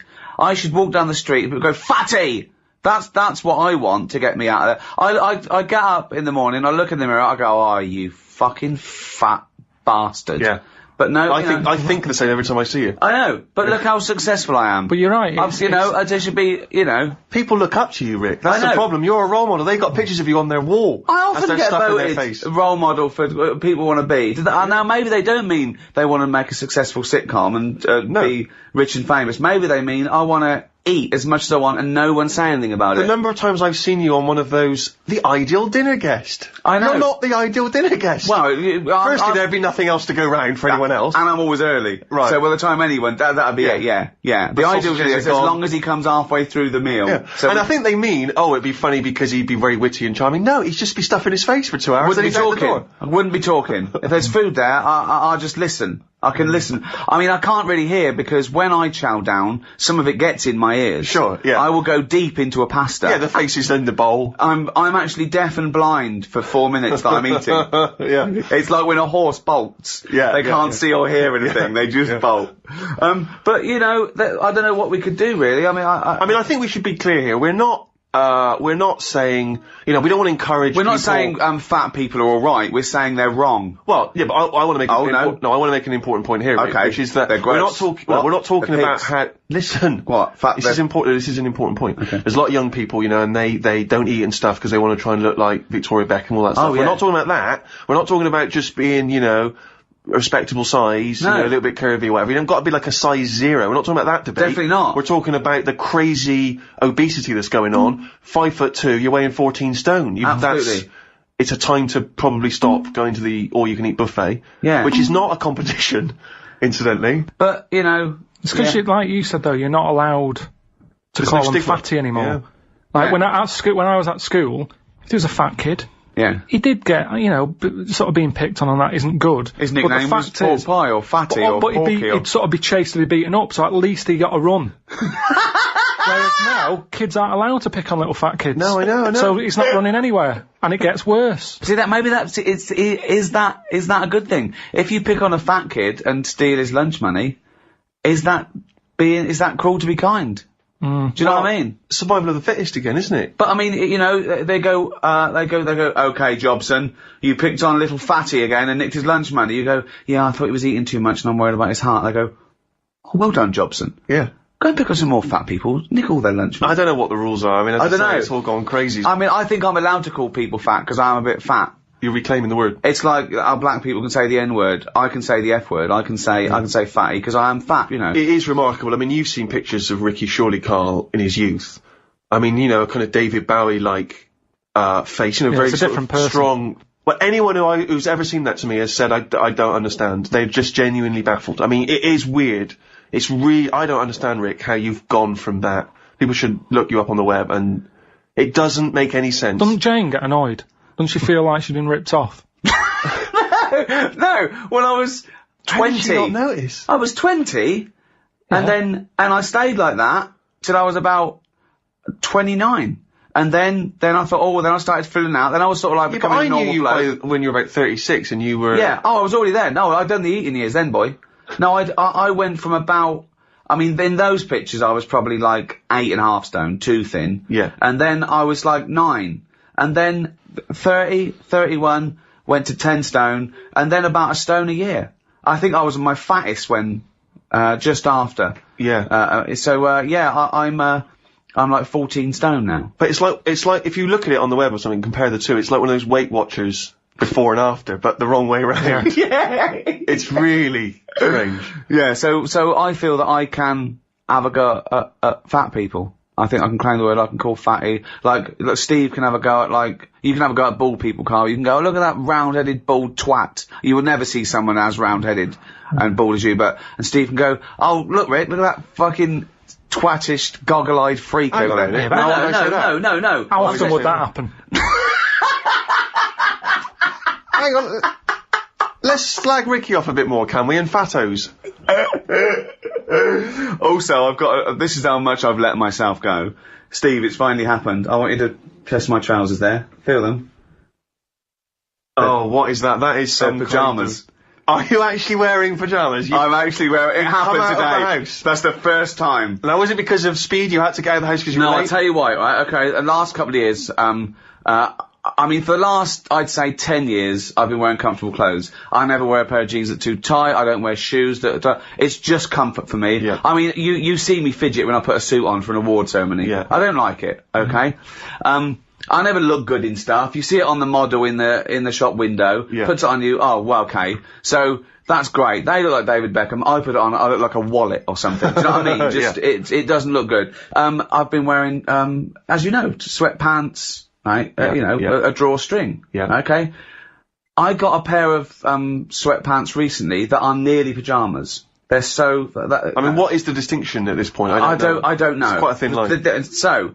Today, they're nearly pyjamas. Today, they were in the wash. So I thought, hold on though, I might as well just wear my pyjamas. I should point out that it's not a 1950s pair of pyjamas that looks a bit like a suit with a little breast pocket. No. And it's, you wouldn't necessarily notice. No, you wouldn't. Until you touch them, you realise there's a kind of lycra. Yeah, they're very sort of nice and thin. They look like a tracksuit bottom, but here's the difference. I've even done away with the drawstring. Look, these are just elasticated. This is the day I really gave up. I used to worry about what I looked like, obviously, when there was when there was a nice sort of clothes horse to hang nice clothes on, i.e. my body, I did squeeze into jeans. I did, I wear, I was fashionable, but, Did you, I can't imagine you going in shops though and looking through racks of clothes did you do all that stuff? Steve, I look good in anything, mate. That's the difference. Right. Now, doesn't matter. Armani could dress me. Doesn't matter. Yeah. He's not, not that he'd want to. I can't believe I keep getting offered from people like him and designers, call my agent saying, does he want us to dress him for the The Emmys. Do and they the Golden do Globes. pyjamas? Well, exactly. One, I think, why do they wonder, what, is that going to put sales up? Is someone going to be watching that and go, hey, yeah, that bloke looks short and fat and sweaty, get me Armani on the phone. But maybe that's someone from the Emmy committee going, can you phone up Ricky Gervais and just check that when they say, can we dress him from the Emmys, we mean, can we make sure he's dressed for the Emmys? Can we tuck him in and leave his slippers at the hotel? Exactly. But yeah, so I don't do it anyway because I'm mildly embarrassed. So we went around those sort of luxury lounges where they give you things, they give you these, like, suits, like, Armani, Hugo Boss, they're just giving you suits. Why have I heard about this? Oh yeah. When's this going on? Yeah, before like the Emmys, every What the fuck? I was out there, but no one notified me. Maybe you didn't get an invite. What do you mean I didn't get an invite? Yeah. The first one I went to, I was mildly embarrassed around. Then I saw, like, Helen Mirren, The Sopranos. Bloody Helen Mirren's going round there and I'm not... Yeah. But she's got more money than me, she don't need to go and get free stuff. She's the queen, she's the richest woman in the world. Fucking hell. Yeah, you've missed out, Steve. And they measure you and everything. I've taken... piss off, this is insane. I've taken one suit, and I think a jacket. But usually what I do is I say I have a pair of sunglasses. I'm like Elton John at home. I've got a drawer full of the best sunglasses in the world, one-off editions of these beautiful sunglasses, where I'm embarrassed not to take something. They're incredible. They just give you all these things, you know. I feel like the kid in the Pied Piper. Remember when the Pied Piper, as revenge, he takes all the kids to a sort of magical land inside a rock where there's just sweets and fun, but the little lame boy, he can't get in there. He's left behind in the formerly rat-infested town. But he had the last laugh, didn't he? Because he couldn't go and get locked in the cave. Yeah, but he didn't... They weren't locked. It was a magical land inside the cave. He wanted to be in there. Was it? Yes, famously. Or was he a paedophile? Yeah, but that's got to be... it's got to be better than being stuck in a town with rats and old people. At least you get sweets. And a puppy. I worried then for a minute. I thought, oh, that's libelous. What, the Pied Piper was a paedophile. Like, so, excuse me, it's the Pied Piper here. We are, we represent the Pied Piper. Yeah. We represent the Pied Fiddler, the Pied Piper, the Pied Piper.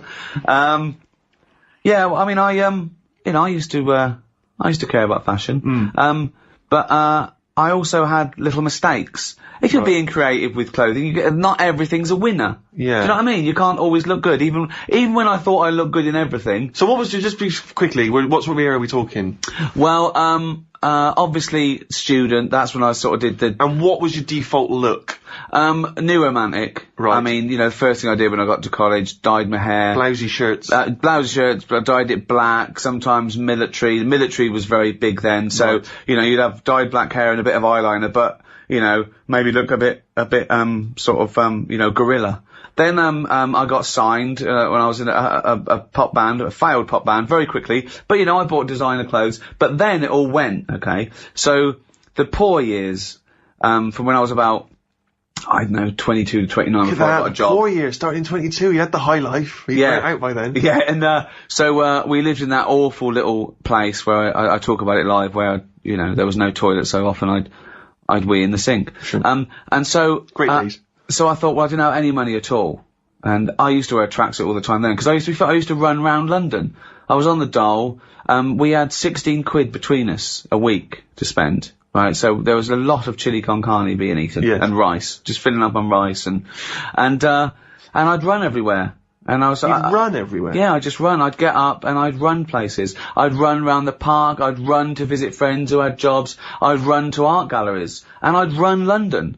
That was like my job. But why were you running it? It sounds like it's the life of a smackhead. Why were you running everywhere? I was super fit. In my 20s, I'm not only sort of like thin, but fit as well. I'd run at least 5 to 10 miles a day and work out. I did karate twice a week. I mean, honestly. Anything but a job. Anything but a job, yeah, because I was trying to be a pop star and I told myself, no, I'm an artist. I can't possibly get a job. It's bohemian. I just eat rice. Yeah. Well, and I was fine. It was absolutely fine. I never thought, oh, this is really annoying. I've got to get a job. I thought, you know, I haven't got a job. I'm doing this. I'm doing a banner. You were signing on, were you? Well, I couldn't because, I hadn't had a job before that. So I think we got our rent paid and then we'd split Jane's money that she earned. We got our rent paid and, you know, we were left with, as I say, I remember it was 16 quid a week and it was the early 80s, mid 80s. So, I didn't get new clothes. So I had some, old ones and, to go to jumble sales, it's fine. Yeah. Okay. But I remember once we were getting new curtains and, the old ones that were in this flat were like sort of a chintzy, sort of goldish sort of line with a thread in them with sort of leafy pattern, very sort of thick. What kind of late 70s style? Yeah, exactly. And Jane was going to took the old ones down. I went, don't throw them away. I'll make a suit out of those. Yeah, of course. So sort of Jane just sort of nodded and went, okay, and she went to work. Yeah. So I thought, wow, okay, let's have a go. I'll show her. I've never made a suit before, but how hard can it be? Yeah. Do you know what I mean? I used to, That would be my first thought. I used to make everything. I used to make, I remember, I made shelves once. I found 3 bits of wood in a skip, okay, and I sort of put 2, vertically and put 1 across the top, right? So it was like, a goal post, right? I thought it was shelf. I put a nail in each side. It sort of wobbled. I put it against the wall and it wouldn't stand up. It sort of like, leaned, like I made a parallelogram. So what I did, I put another nail in it and I tied a bit of string to it and pulled the string tight. I pulled it across the room and put another nail in the windowsill. And so now there's this shelf that wants to fall over but can't because it's tied to another wall. So that was... So you spent most of the 80s running around London and collecting debris and making your home outfit. You sound like a womble. Yeah, but I wasn't shaped like one until I was 32. And this is kind of, you were making everything except a living. Yeah, exactly, right. So I thought, right, how do I make a suit? I thought, well, I used to go to the library and learn, I don't know, I can make a suit. I don't want to do it like other people, I do it differently. So my method for making this made-to-measure suit, was I got 1 of the sets of curtains and laid them on the floor. Right. I laid down on the curtain and drew round my legs. Right. Okay? Hang on, so you were making the trousers first? Yeah. So I thought, hold on, that's just one side of the trouser. So I laid down another curtain and drew around my legs again. And I thought, right, I cut those out. So now I've cut out 2 leg-shaped curtain pieces, right? I put them together, sewed them up. Of course, it was nowhere big enough. Of course because not. I'd left no room, right? Yeah. So I tried to squeeze into them. I mean, they look like jodhpurs. They look like tights, okay? So I thought, this is really hard, right? I pulled them off again, right? I thought, how am I going to make the jacket? I didn't. I just used one of the curtains as a cape. So I thought, I looked like a gay Hamlet. I mean, it's ridiculous, right? So what I did was, Did you squeeze into the trousers? You wore the trousers? I sort of squeezed it. I couldn't wear them though. Yeah, So what I did was, I rolled it up and shoved it under the chair. You rolled up what? Sorry, To the suit I made. Jane came in about a few days later. She went, "What's that?" I said, "That's where I had to go at the suit," and she pulled it out and died laughing. The idea that this man sat down and drew round his legs to make some trousers. But firstly, why did you not just throw it away? Why did you stash it under the... I don't know, because I thought... And you were watching TV on the sofa and she was a foot higher than you. And she thought, what's going on here? And there was a suit stuffed. Why not just throw it away? I don't understand. I don't know. That's what you do, isn't it? You think, maybe... Again, we were talking before about the fact that you used to be very thin, and now you're very fat. And this seems like 2 different people. Well, not very fat. Well, most people would say you are. But wearing black. It seems as though you were also an idiot when you were younger. Because you're a smart man now. I know. Why would it not occur to you that you couldn't make your own suit? Because I've always thought I can do anything. I've always thought I can make a suit. Of course I can make a suit. I'll be brilliant at that. I'll make a suit.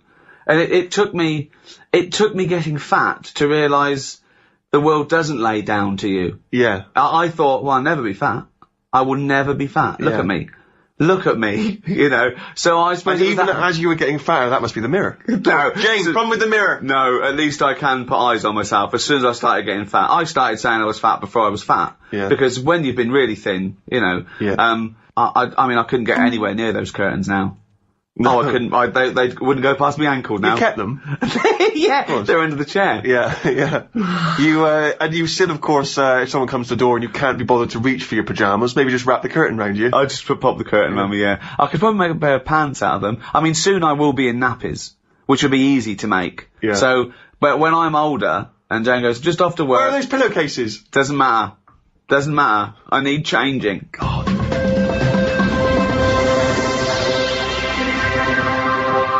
Food's too nice though, isn't it? That's where the problem is. Well, yeah, some food. Well, no, a lot of food. More food's nice now. I find that I eat because I go, that's nice, rather than I'm hungry. Oh, That yeah. seems to be the problem. I stopped eating when I was hungry, when I was about 29. Yeah. I used to, gotta eat now, I've got other stuff to do. We gotta eat, yeah, shove it in, right? And then, I've never only ate because I was hungry for many, many years. But it's not just that either, is it? Like, we've got mates who've, like, had a kid now.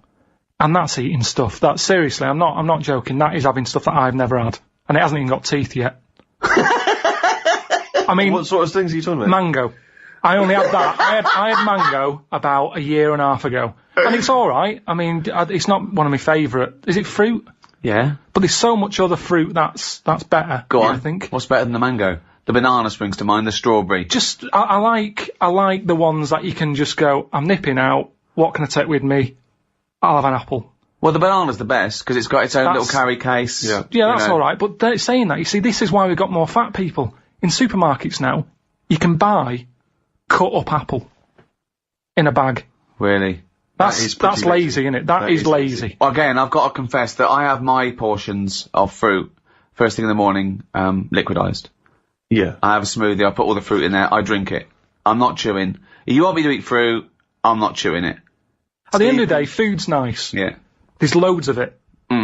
Well, No, there is. in the Western world there is, Yeah, that's what I'm saying. But in It's the many Western places there's world that's not. fat. Yeah, but Okay. this is the whole point, isn't it, about the gluttonous West, is that we are indulging ourselves. Yeah. If we Yeah. were scrabbling around starving, like a third world country, we wouldn't be in that situation. Well, there's But all we're the... drinking the fizzy lemonades Exactly, and there's the Cokes loads of and it. And now, every time I buy something, it's a 2 for 1. So you end up buying more than you need, and then Suzanne's always saying, eat this ham, will you? It's going off. I don't even want it. Why is she buying so much ham? Because it's 2 for 1 offer. We don't need 2 lots, but the person at the till goes, you know, this is 2 for 1, you go, nip back and get one. And I know you what get you it, mean, though. I and you mean, eat it. at Yeah, they Christmas- never do half price, they do two for for one. one. Exactly. They did that with a meal once. We were in LA, and we had a meal, and they said, you know, it's happy hour, it's 2 for 1. So, I went, well, can we just have one each? And I went, we've got to give it to you. And they brought 2 meals for everyone. Yeah. It was ridiculous. That's mad. I am. Of course you do. I'll tell you another problem that I've worked out. It might make a slight difference on fat people. Don't put a light in a fridge. Because that's just at night when they get peckish. They can see everything that's in there. Don't put the light there. You don't need a light in a fridge. There's no lights in other cupboards. Yet where there's food, it's like fatties getting up at 4 a.m. What can it have? What's that at the back? Get rid of the light, they'd eat less. There reckon? might be some logic in that. That's interesting. Well, what's it there for? Tell me what that light is there for.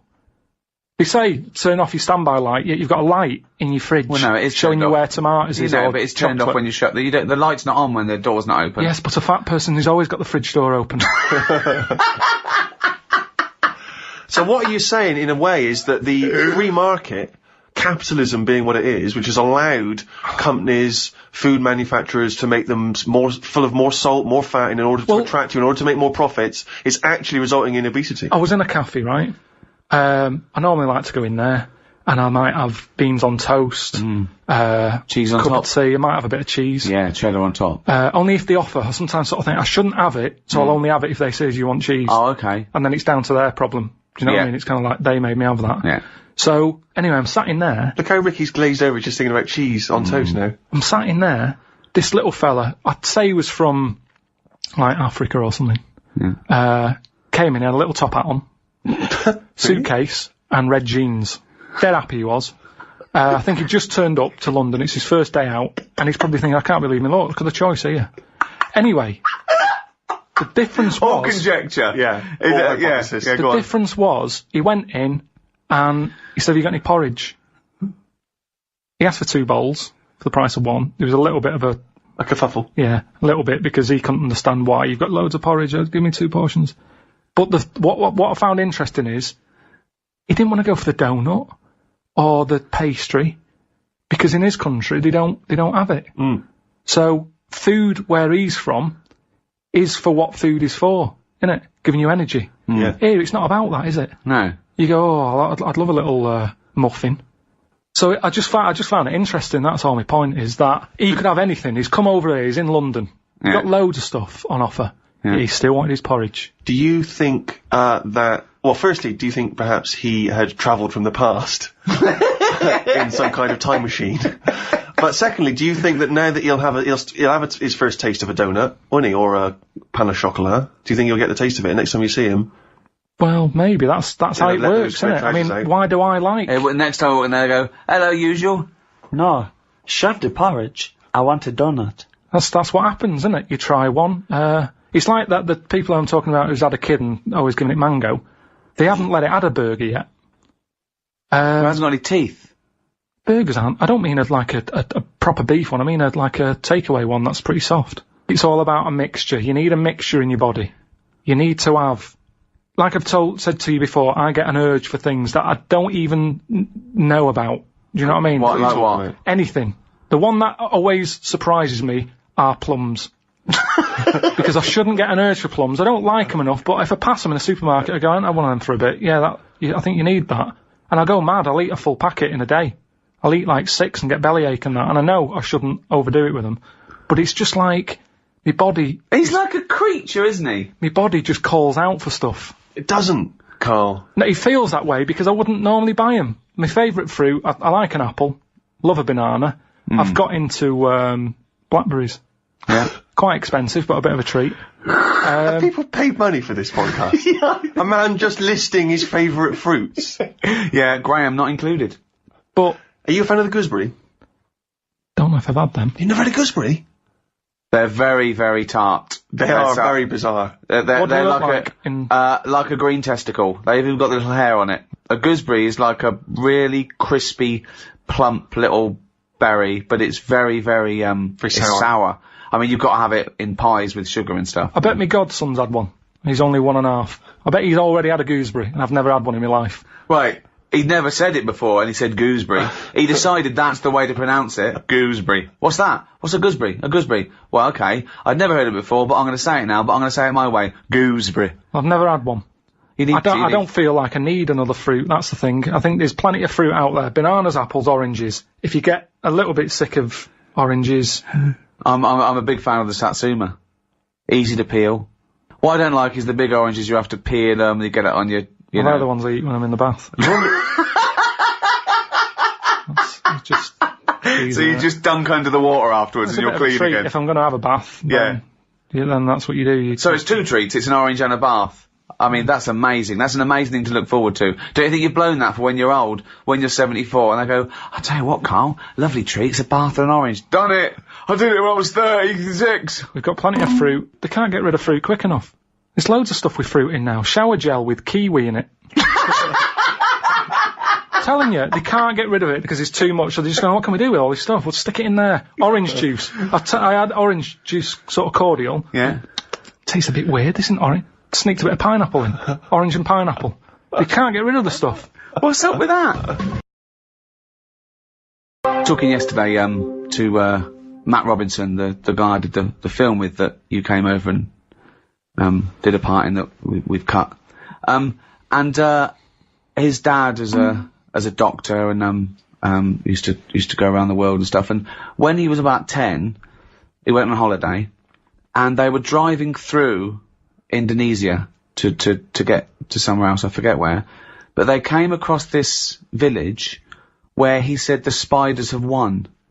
Okay, they drive in. As you're driving in, he could see these things sort of hanging from the trees and the sort of telegraph poles. And as they got closer, he realised they were just big spiders. They just made webs everywhere, and he could see them on the street, okay? He said it freaked him out. They parked up in the sort of like the high street, and he said he got out, and they were running on the pavements, like pigeons and that's just running everywhere. He said the kids were playing with them. The kids were playing with them. There was no one else freaked out less. He said he ran to the restaurant. They had to stop. He ran into the restaurant, freaked out. He got into the restaurant, and there was a tarantula on the floor. And he ran back in the car. And he said later to his dad, was that a dream? And his dad went, no, it's true. You know, it's a real place, right?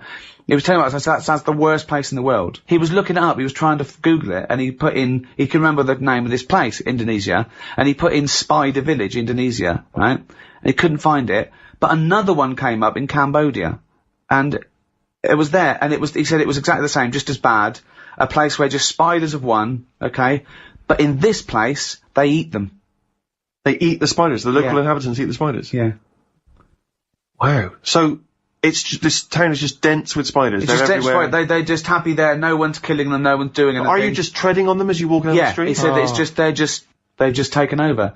There's a place off Madeira they called Spider Island where no one lives there, but, with absolutely no predators, there's just millions of spiders, but no one lives there. How do you prevent the spiders, when you're sleeping, crawling in, getting in your nose? They just put up with them. I suppose it's that, they're no weirder than any other insect or pest or whatever you call them. It's just, I suppose, because you think of spiders as loners. Yes. And they're the top sort of phobia. And it seems weird that they're almost treated like pets. But isn't that a weird place, though, that you drive in and it's just, oh, hello, welcome to Spider Town? I couldn't be dealing with it. I mean, my mum wouldn't be that bothered. She's still got that one that's under the telly. She's had that for ages. And my dad threatened that he was going to kill it because he's sick of it. She's put a bit of Tipex on its back. So she knows. What? So she knows. Well, how many spiders are there? What, you think you'd kill it and then replace it out of guilt? It's not like a budgie. No, but he can sort of say, oh, I don't know, it's gone. And then if one turns up again, he'll go, your spider's back. Yeah. But now she's marked it. What, so hang on, it has that's weird. It has a web underneath the telly? It's always under the telly, I don't think it bothers with a web. But what do you mean she keeps a spider under the telly? It's just there, and she's sort of like, it's not a problem, they get rid of flies, they're not dirty. It doesn't get rid of flies if it sits there watching Coronation Street. It doesn't do much. Honestly, it can be there in a corner. I don't know what it does. I don't know. He just sits there. But she likes the fact that it's there. It's that thing, innit, of, older people like that, don't they? They don't like change. It's like part of the family, all the kids have left home now. She's got this little spider with Tipex on its head. I like the way that she went into a drawer. She had an idea. She was worried about it. She was worried about her husband killing it. I know. This is for your own good. Good Tipex, pop that on you. And you've been round there with the spider, it doesn't freak you out? Well, I'm going round this weekend, but I used to always sit on the floor to watch the telly. Yeah. Now it's like I'm not sitting on the floor. You'd be watching Spider-Man, it would be criticising, well that wouldn't happen. What does your mum think of it? Does she think it's like a little pet, or she doesn't want to get rid of it? I think it is a pet because, she's had loads of cats, she's had dogs, she's got a budgie, and now my dad's sort of saying, don't get any more pets because it means we can't go on holiday. Right. The spider can look after itself. I love the idea. Someone say, do you mind coming, we're on holiday for a week, do you mind coming around with a fly every 2 days? Yeah, I just keep an eye on it. I mean, I thought Spider Island was weird, but keeping a spider under the telly with Tipex on it, as a pet.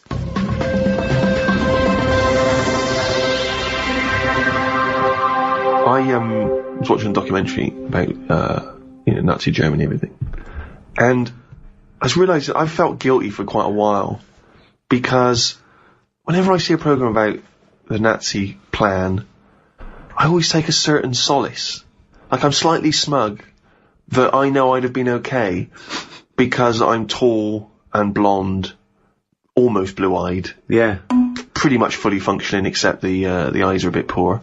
The Aryan race. And that's what they were after, wasn't it? The sort of Superman, the Aryan. What do you mean? Yeah. Well, Steve would have been the Aryan pin-up. Yeah, I'm like a kind of poster boy for no, you wouldn't. Nazi Aryan. You wouldn't. You wouldn't have been a pin-up. No, but they'd have certainly, I'd have been, maybe not on the posters, but I'd certainly have been down the recruitment office. Really? Signing people out there to say, we want you to look like this. So what do you think, so Steve they go, okay, we want someone tall, blonde hair, blue eyes. Someone goes, I know the person. He's really tall, he's got really sort of striking eyes, and is quite blonde. And they go, get him here. What do you think? He walks in, Hitler sees him, all the generals go, Hitler would love me. Do you want everyone to look like this? Thoughts, Carl? If you turned up, they'd go, hang on a minute, this doesn't match. What are you talking about? What are you talking about? No way. I am an ideal Nazi. I think someone would sort of go, hang on, I think there's been a mistake here. No, that's bollocks. That is absolute nonsense. I guarantee that I would have been one of the most popular Nazis. Did they stick with that? Did they was that the rule? Or did they see someone like you and go, hang on, we need a lot more on this list, because I've just seen something out there that ticks all the boxes, and it's a little bit off. No. Well, do you know what? You can laugh, but what would they have made of you? You'd have been straight against the wall, mate. No, but I'd been alright, because but Hitler was a bit like me, wasn't he? Yeah, you do He was look like about a slightly 5'8", dark hair. I mean, he made me laugh, Hitler. Doesn't make many people laugh, but... No, but do you know what I mean? He's going, oh, we've got to have his blonde. I go, hold on, whoa, Adolf, take a look at yourself, son. Do you know what I mean? Yeah, but he was just, he was aspiring to something more like me. Well, at least dye your hair. Why didn't he just at least peroxide it? If I said to Hitler, we got to do this image, right, because people are laughing at you, because you're going around saying you want tall, blonde-haired, blue-eyed fellas, and you're a little short, brown-eyed, black-haired fella. Right, first of all, okay, put these contact lenses in. Little blue contacts. Oh, look at that, your eyes pop. Lovely. Okay. Let's dye your hair, peroxide that, maybe, like Dave Sylvian, give him a little quiff. Okay? Now, some build-ups in his shoes. Yeah, some Cuban heels, maybe high heels. Right, now go out there.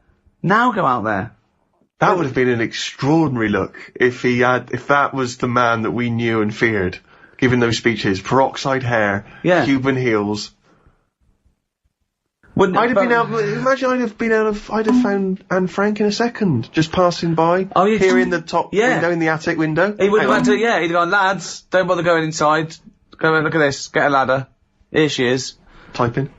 Yeah. I'm not saying it's a good thing, Carl, I'm just saying that, one can have these guilty thoughts. Only those things that I said where I get an urge to slap a kid or something. When did this happen? There's just little things like that. The other day when I was in the park and there was a goose just sat on the edge of the pond and I just wanted to run up and kick it. It's because you're not allowed. And it's there and it's almost like going, come on. You just want to give it a little boot. And it's same with babies, sometimes you just want to slap their head. Not hard. Oh, God! But I'd say that's the weird thing. Ricky has that impulse when he sees you. I don't have anything where I sort of, want to be German or something. That's too... I'm not saying I want to be German. I'm saying I feel guilty because when I see those things, I think, I'd have been okay. Yeah. What would you have done, though? Do you reckon you'd have helped out or you'd have kept quiet, just done your bit? I'd like to think I'd be one of those people who would have pointed and said, no, you can't be doing this. This is out of order. But I know in my heart I probably would have just kept stum. Because I'd have liked the... Oh, he's already talking German. I'd like the uniforms. I'd have just kept my head down. Yeah. Well, you might have had to survive. Well, I just think I think I'm living in the best time for me. I think if it was about ages ago or something, it wouldn't have been right. I think I've just been lucky. But if you were in one of those situations, whether it be Nazi Germany, anywhere else, where you see oppression going on, horrors, would you stand up and fight for justice, put your own neck on the line, or would you just keep quiet? What do you mean, keep your neck? What do you mean? Well, this is the thing. For instance, if I knew Anne Frank was in my loft. Well, yeah, perfect. Would you if you knew Anne Frank was in your loft, and your dad came in and went, right, whatever you do, don't harbour any Jewish people. The Nazis are right. Also, they're looking for spiders under tellies. You and your mum sort of looked at each other. So what would you do? You met a little German fella. Young Carl. It's a little round-headed fella. I'll probably just go, no, I don't know who's up there. Well, we are checking, and if we find her, then you... Well, that's ridiculous, real. Well, what do you think, though? Of course, it was a threat of death if you harboured someone. Yeah, but that was why it was so heroic. Well, hang on, could we just have this conversation played out, please, Rick? You're the German. Hello, Carl. How are you? Yeah, I'm alright. Yeah, what's the problem? You're losing your hair. You're stressed. A little bit, yeah, it's bad times. Right, you're not hiding anything from me, are you? No. Oh, okay. No one. When you sleep at night, do you hear the creaks of anyone upstairs? I'm quite a sort of, once I get to sleep, because my restless legs and that, I'm normally pretty tired, so I'm out like a light. If I came round, could I look in the attic, and if I find anyone... So yeah, I've got to go out, I mean... Well, I tell you now, if I go on and find someone, I will kill you. Well, I don't know if anyone's up there. I wouldn't say it's his job, I'd say you go and have a look. Yeah, but don't say that. You're meant to be protecting her. Just say... you've got to get him off the set. You've got to say, no, she's not there. I just checked. Don't worry about that. Listen, I wouldn't lie to you. You'd say... But this is the point, Cole. Are you willing to put your life on the line for someone else? And I think fundamentally... Not for her. Why not for her? She's got her whole life to live. She's a talent. She's writing. You're not doing anything. What are you doing? Staring at her? She's innocent. More like she's innocent. I'd say Anne. I'd go up. Anne. Yeah. Listen, they've been again. I think you should move out, because this is sort of dragging, it's stressing me out. They keep knocking, I'm going to get dragged down with you, so can you move out of the loft now? You've been here a few weeks. But that's It's the no point. sort of life, Anne. You've been up here, you might as well be some sort of moth. There's no light. You sat there writing, so I don't know what you're writing. You've been up here for weeks. What are you writing about? I've kept a diary, and it's a bit of a struggle. You haven't been out. So, can you just move, please? That's what you do, is it?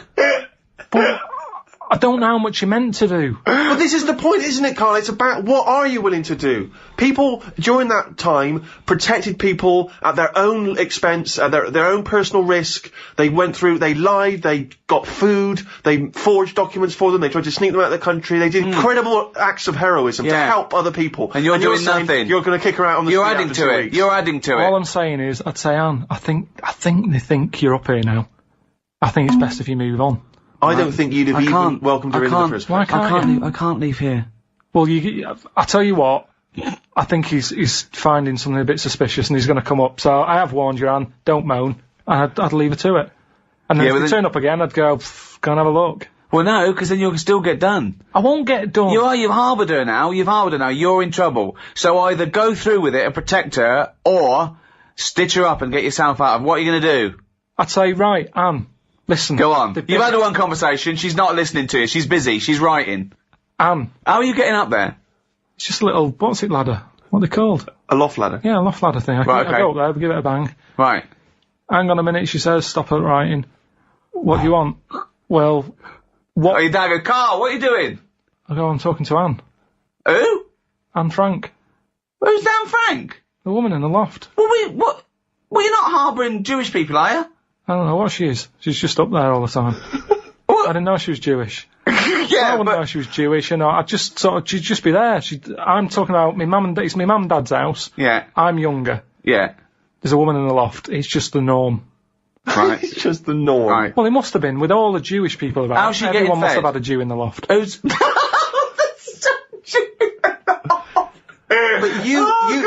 Is it like getting it lashed? Yeah. What's interesting though is that you've deliberately massaged this now to absolve yourself of responsibility. Suddenly you've made yourself a kid and it's not your responsibility. Yeah. We are asking you, the adult Carl They all Pilkington. said that. Adult Carl Pilkington, are you willing to put your neck on the line? And you're Right. not, you're a... Suzanne brings home someone and go, right, they're being persecuted, they're after, right? The mob. Okay, forget it, not that's right. Someone's after, right? They've just put out, I said, look, we've got to hide her. If they find her, they kill all three of us. Right, can we hide her here, Carl? Otherwise she's got nowhere to go. Let's at least take the risk. Well, let's set some rules. Go on then. Right. How long are you going to be in the loft for? It might be a year. It's a long time, that. I know, but quick, Where they're coming. where have you been? Quick, in here, right? Right, Carl, do you answer the door and go, she's in here, boys, or do you go... Just no, stick she's her in the not. loft a minute. Okay, she's in the loft, okay. Hello. Hi, I'm gonna kill you and your girlfriend, okay, unless you tell me now, is there someone in your loft, yes or no? Not that I know of. I'm gonna check in a minute. Wait a minute, what do you mean not that you... another one. Okay. When you say not that you know of, I am gonna go and check in the loft. Are you happy for me to check in the I loft? can't stop you, can I? Oh, whoa, we want a yes or no, son. Right. Well, what if I said no, what would happen? Well, we would then storm in, and if we found anyone up there, we would presume you knew they were up there, and we would shoot you. Seems a bit unreasonable. So what I'd say is, it's weird you mentioned that, because there has been a bit of banging about in the loft, but I think it's coming from next doors. Have you been next door yet? No, we haven't. You got to go around there. Alright, mate. Cheers, mate. No problem. Right. No. Shut the door. And then that'd be that. I mean, it's... Well, it seems they quite make it simple, seem, actually. they make it seem worse back then, but that's what age does to things, isn't it? People add bits on and all that. So and what do you think the close to truth to the story is? I It's mean, just you've a done no woman, research, a woman, she did a diary, and she bummed about in people's lofts without paying for stuff. It's like, what do you call them? What do you call them when you get people living in houses? Squatters? Yeah, she's basically just a squatter with a diary. Unbelievable. That is the worst ill-informed thing I've ever I heard have you say. ever heard anyone say. Unbelievable.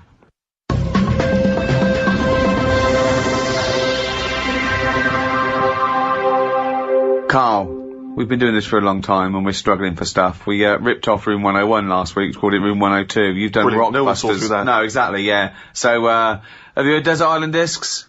Yeah. Good, let's do that. Right, forget the 8 records, we Well, hang can't on, play them for- anyway. We can't play them anyway. I know, but for people who are listening in other countries, they may not be familiar with Desert Island Discs. Oh, it's a program. It's a real national institution here. They get prime ministers and leaders of men and really eminent people to go on, and you talk about your life and you choose your 8 favourite tunes.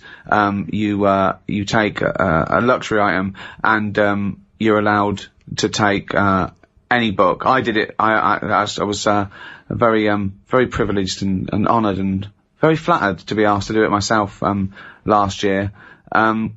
Apparently, they said, "What book would you take?" And she went, "You get the Bible." I went, "Well, good. I want you to take toilet paper then." And I took a book. I think a tabletop book of art. Why would you take that?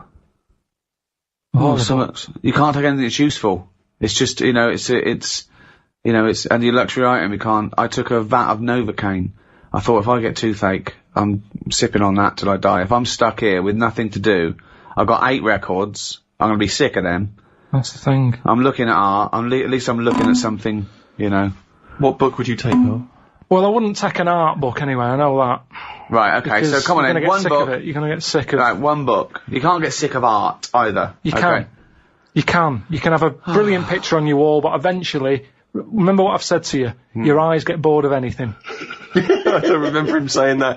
I think I blanked out. I think he came in one ear, straight out the other. Well, that's why relationships break up, isn't it? Because the eyes get sick of looking at that other person, and you go, my eyes want to change. That's what it's all about. Me eyes want to change. Okay, come Sorry, on, love. Fucking hell, choose a book to I'd take. probably take a dictionary or something like Oh, that. that's ridiculous. Why? Would you take a dictionary? Just because I'm not that good with words. But what do you want words for? You're not talking to anyone anymore. You don't have to worry about the vocabulary. You have to worry about... Oh, But there'll be a lot Beatles of talking to yourself, probably. It'd be nice to sort of... Oh, so you're going to bring yourself up on your grammar, are you? You're talking to yourself and you go, oh, Carl, you're an idiot. You don't say it like that. Let's Well, if look you've up. got to talk to yourself, it'd be nice to have... Why are you talking to yourself, you maniac? Because there's no one else about. Yeah, but you don't open your mouth and actually verbally talk in order to But talk. also, what does it matter if you've got a dictionary or not? Who's arguing with who? Because sometimes I feel frustrated when I can't get my point across. But it's just you! Exactly, already that's know even your more point. annoying. So- Look how so- you're getting annoyed now. You're annoyed with me because I can't explain what I mean. Yeah. I don't want to be annoying myself. Why would you be annoying yourself? But you'll already understand your point. You don't need to vocalise No, it. sometimes I think through what I'm saying. Yeah. And I think, does that make sense? And sometimes I'll go, no, it doesn't. And I'll go, why is that? And then you're working it out in your head. Now, if I've got a better vocab, I'll have a good little chat. What? Good little chat with yourself. Carl, you already On a understand. desert island, you've got there, you're not reading the Bible, you get a dictionary out, so you get a better vocab so you can have a decent chat with yourself. What are you saying? It becomes a point, if you're not keeping yourself interested in anything, your brain's going to turn to mush. Now, I know how you feel. I'm teaching my brain stuff, keeping it active. The only thing you've got on that island is your imagination and your thoughts. Now, if you can make those imaginations and thoughts better, which you do with language, you're going to have a better time, aren't you? Well, no, a thought is never restricted in your own brain by vocabulary, is it? Of course it is. No, Well, no, but if you you've don't- had the thought, you've had the thought. You don't go, hold on, I'd have a thought here, but I can't think of the word. You don't think in language in that same way, do you really? You think more conceptually. When someone came up, guess what? I've just found the cure for... Oh, I can't think of the word. What? it, I won't I've mention just it to worked anyone. out the cure for I can't think of the word. Let's look it up. What is it? Cancer. No, but just to think, language is a powerful thing, isn't it? Yeah. Oh, he's run out of words. You see, this is what I'm saying. It's sometimes difficult for me to get my point across with what I mean. Yeah, but that's fair enough if you're communicating, say, in this environment, and it's, dare I say it, perhaps a shame that you didn't read a dictionary before we started doing the podcast and all the broadcasting. But anyway, you've waited here on a desert island with no fucker around. Well, no. Well, I think by then, by the time you get shipwrecked, there would probably be a few more entries to the dictionary. Grippage, foodage, rummaging, replenishing. But so what? All words are made up. Orange, one day someone went, what? He's got a head like something. It's got a head like a fucking what? I don't even know what. He's got a head like a fucking what? Well, that's what I'm saying. Let's make up a word. It looks like a orange. Like a fucking round orange. And the other thing is, say if I am captured. By who? What?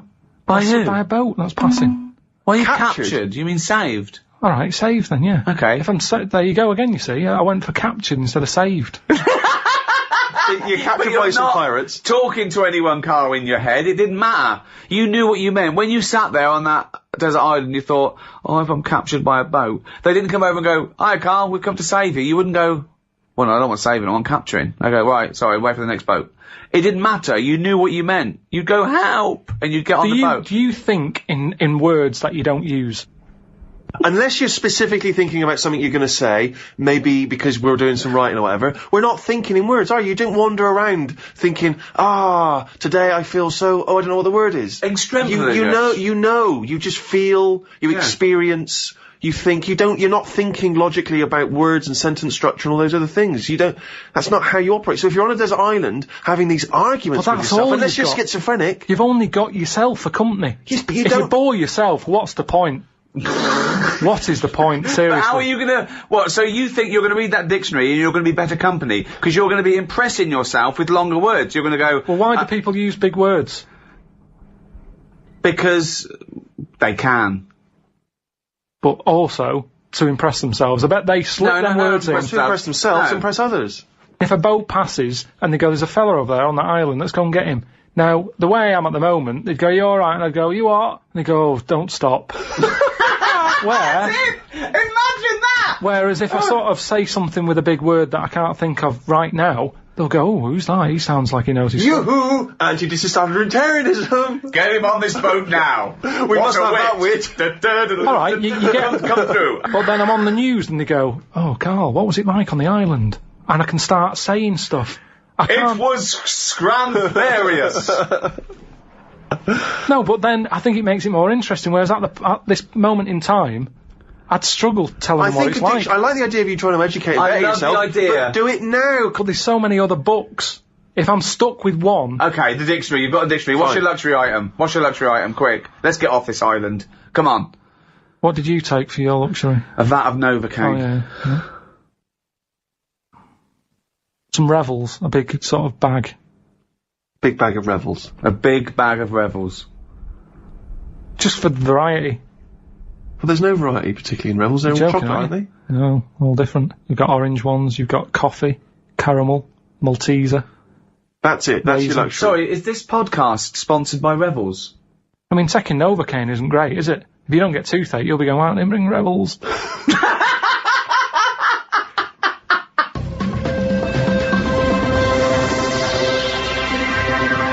Thank you for listening. I mean, you are martyrs, saints and martyrs to have listened to this all these years. So that's it from us. Why don't you start again? Go back to the beginning and listen to all of them. The back catalogue, 5 series. See if you can find one wise word from Carl Pilkington. And if you're listening to this in the future, I'll tell you what, the world's gone downhill. No, it'll just be different. I don't think it'll go downhill. It's just going to change, and things are going to be different. We've talked about fat people. Is